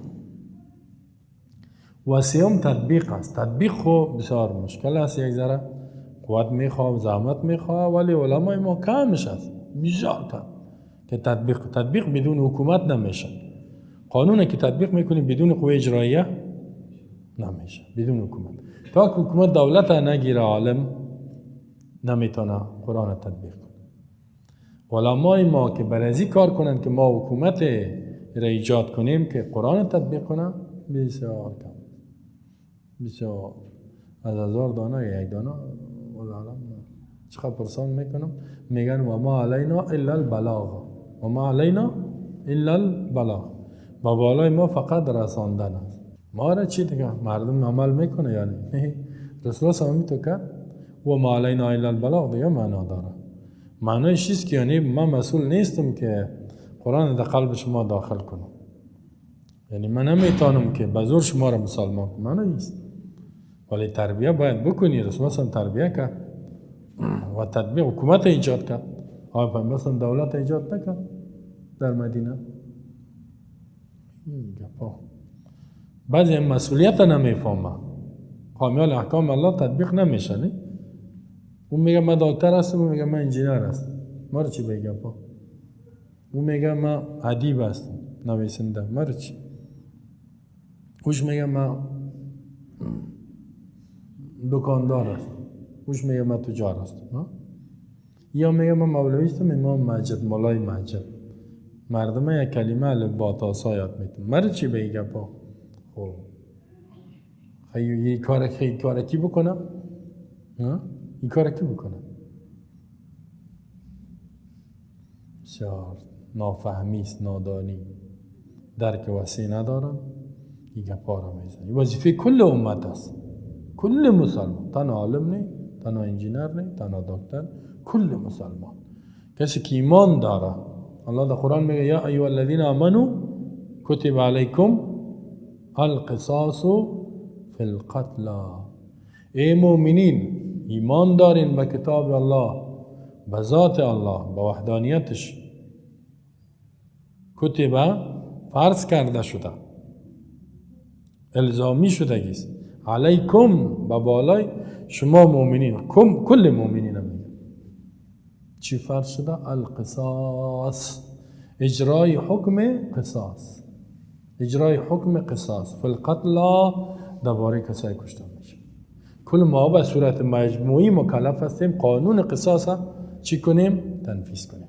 اگر مولوی بگوید مرا چی، وزیر بگوید مرا چی، رئیس دولت بگوید به ما چی، ملا بگوید به ما چی، قاری بگوید ما قاری قرآن است، یگام ختم و یگام فاتحه را به ما پیدا کنید، نه مرا چی.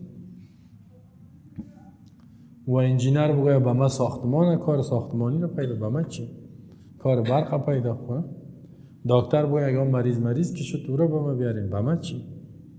خیلی کار کی میکنه؟ یا ایها الذین آمنوا کتب علیکم القصاص، این بالای کی خطاب است؟ گفته که علما یا ایها الذین آمنوا، دیدین فعلا قصاص تطبیق میشه؟ نه. مسئولیت کیست؟ بگوید. یک آیت دیگه است یا ایها الذین آمنوا کتب علیکم الصیام، ای مؤمنین فرض شده به بالای شما روزه ماه مبارک رمضان، کما کتب علی الذین من قبلکم لعلکم تتقون. خب ولی در روزه میبینی کلگی روزه میگیره، نه؟ اگه یا روزه خوره یکم روزه خوره گیر کنن لط میکنن یا نه؟ روزه خوره گیر کردیم سیلی کاریش میکنن. چرا روزه خوردی؟ خب اگه بگوش چرا روزه میگیری؟ حکم خداست، یا ایها الذین آمنوا کتب علیکم. چرا روزه خوره لط کردی؟ حکم خداست. خب حکم الله یا خدا است که میگه یا ایها الذین آمنوا کتب علیکم القصاص، قصاص هم فرض شده، عین الفاظ. برای چقدر کار کردی؟ نهی ببینی هیچ. متوجه شده؟ تا وقتی که قانون کل اسلام جزاییش سارق و سارقه فقطعوا ایدیهما، مرد و زن دست قطع کنید. کی را میگه قطع کنید؟ مؤمنین. باید حکومت ایجاد کنن، قوت ایجاد کنن، نیروی را، حکومت را کی کار بکنن. الزانیة و الزانی فجلدوا یا امرأة، مرد و زن زناکار فجلدوا چی بکنین؟ دره بزنین، کل واحد منهما 100 جلده، 100 دره. و اینه کی میکنه؟ حالا میشه قانون تطبیق میشه، دزد مجازات میشه. این وظیفه کی است؟ دیدین که کل ما و شما گناهگار هستیم. فهمید؟ تنها اسلامی نیست که کلت زده برو نماز بخوان خلاص، تنها اسلامی نیست. یک فرض نماز نیست. کتب علیکم القصاص، کتب علیکم الوصیه،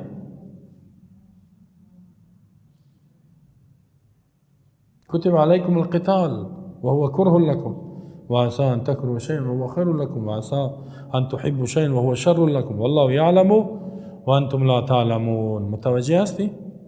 دقیقا مسئولیت ها داره. بسیاری مسلمان جوان مسئولیت خود نمیفهم که چقدر فرایض به بالای ما فرض شده. تا وقتی که نظام کامل الله تطبیق نشه ما و شما مسئول هستیم. توجه هستیم؟ تنها این نیست که تبلیغ بکن، تنها این نیست که باید کار بکن. و از تبلیغ شروع، از آگاهی شروع میشه و اول مرحله شه. اول علم، باز رساندن، تربیت کردن، باز کل گیره یک حکومت اجماعی و اتفاقی مسلمان ها. تطبیق اسلام است. من یکم دفعه میگم مسلمان ها فعلا مسئولیت خدا نمیفهمند که چقدر چی سر ما فرض است. اجرای حکم قصاص هم سرت فرض است، اجرای حکم سرقت هم سرت فرض است، اجرای حکم زنا هم سرت چی است؟ بسیاری میفهمه این گپا؟ نه او میگه من این کار هستم، او میگه من او کار هستم. مرا چی به این گپا؟ اینجا گفت و یزکیهم، تزکیه کنه، پاکشان کنه از کفر و شرک، تطبیق کنه اسلام، تنفیذش کنه. انک انت العزیز الحکیم، یقینا تو یا الله فقط تو عزیز غالب هستی، غالب زوراور هستی، هیچ کس تو را مغلوب کردن نمیتونه. عزیز چی معنا؟ قدرتمند هستی، میتونی همی کار کنی که یک پیامبر روان کنی که این خصوصیت ها را داشته باش که یتلو علیهم آیاتی و یعلمهم و یزکیهم.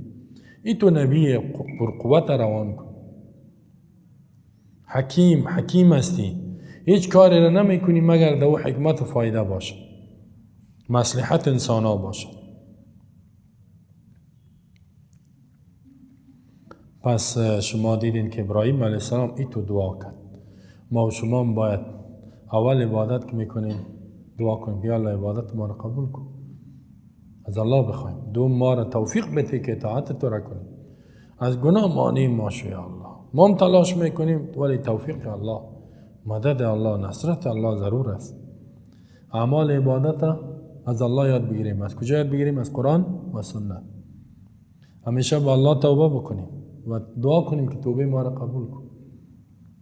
و دیگه دعا کنیم که در اولادی ما علمای برحق پیدا شود که بر مردم کتاب الله را تعلیم بده، سنت رسول الله صلی الله علیه و و بر تطبیق اسلام کار کنه، جد و جهد کنه، جدا کار کنه، بر تطبیق قرآن کار بکنه. این دعای ابراهیم علیه السلام. حالی که در بیت الله میرن چه میگه؟ دعا کنی که از پیسه دار شویم. خب یک کمک مشکلات، اون اولاد نداره، میگه نه. نمیگه که دعا کن که من اصلاح شوم، دعا کن که من مسلمان واقعی شوم، مسلمان تابعدار. نمیگه نه، این گپ نمیزنه. دعا کن که اولادم اصلاح شوند، دعا کن که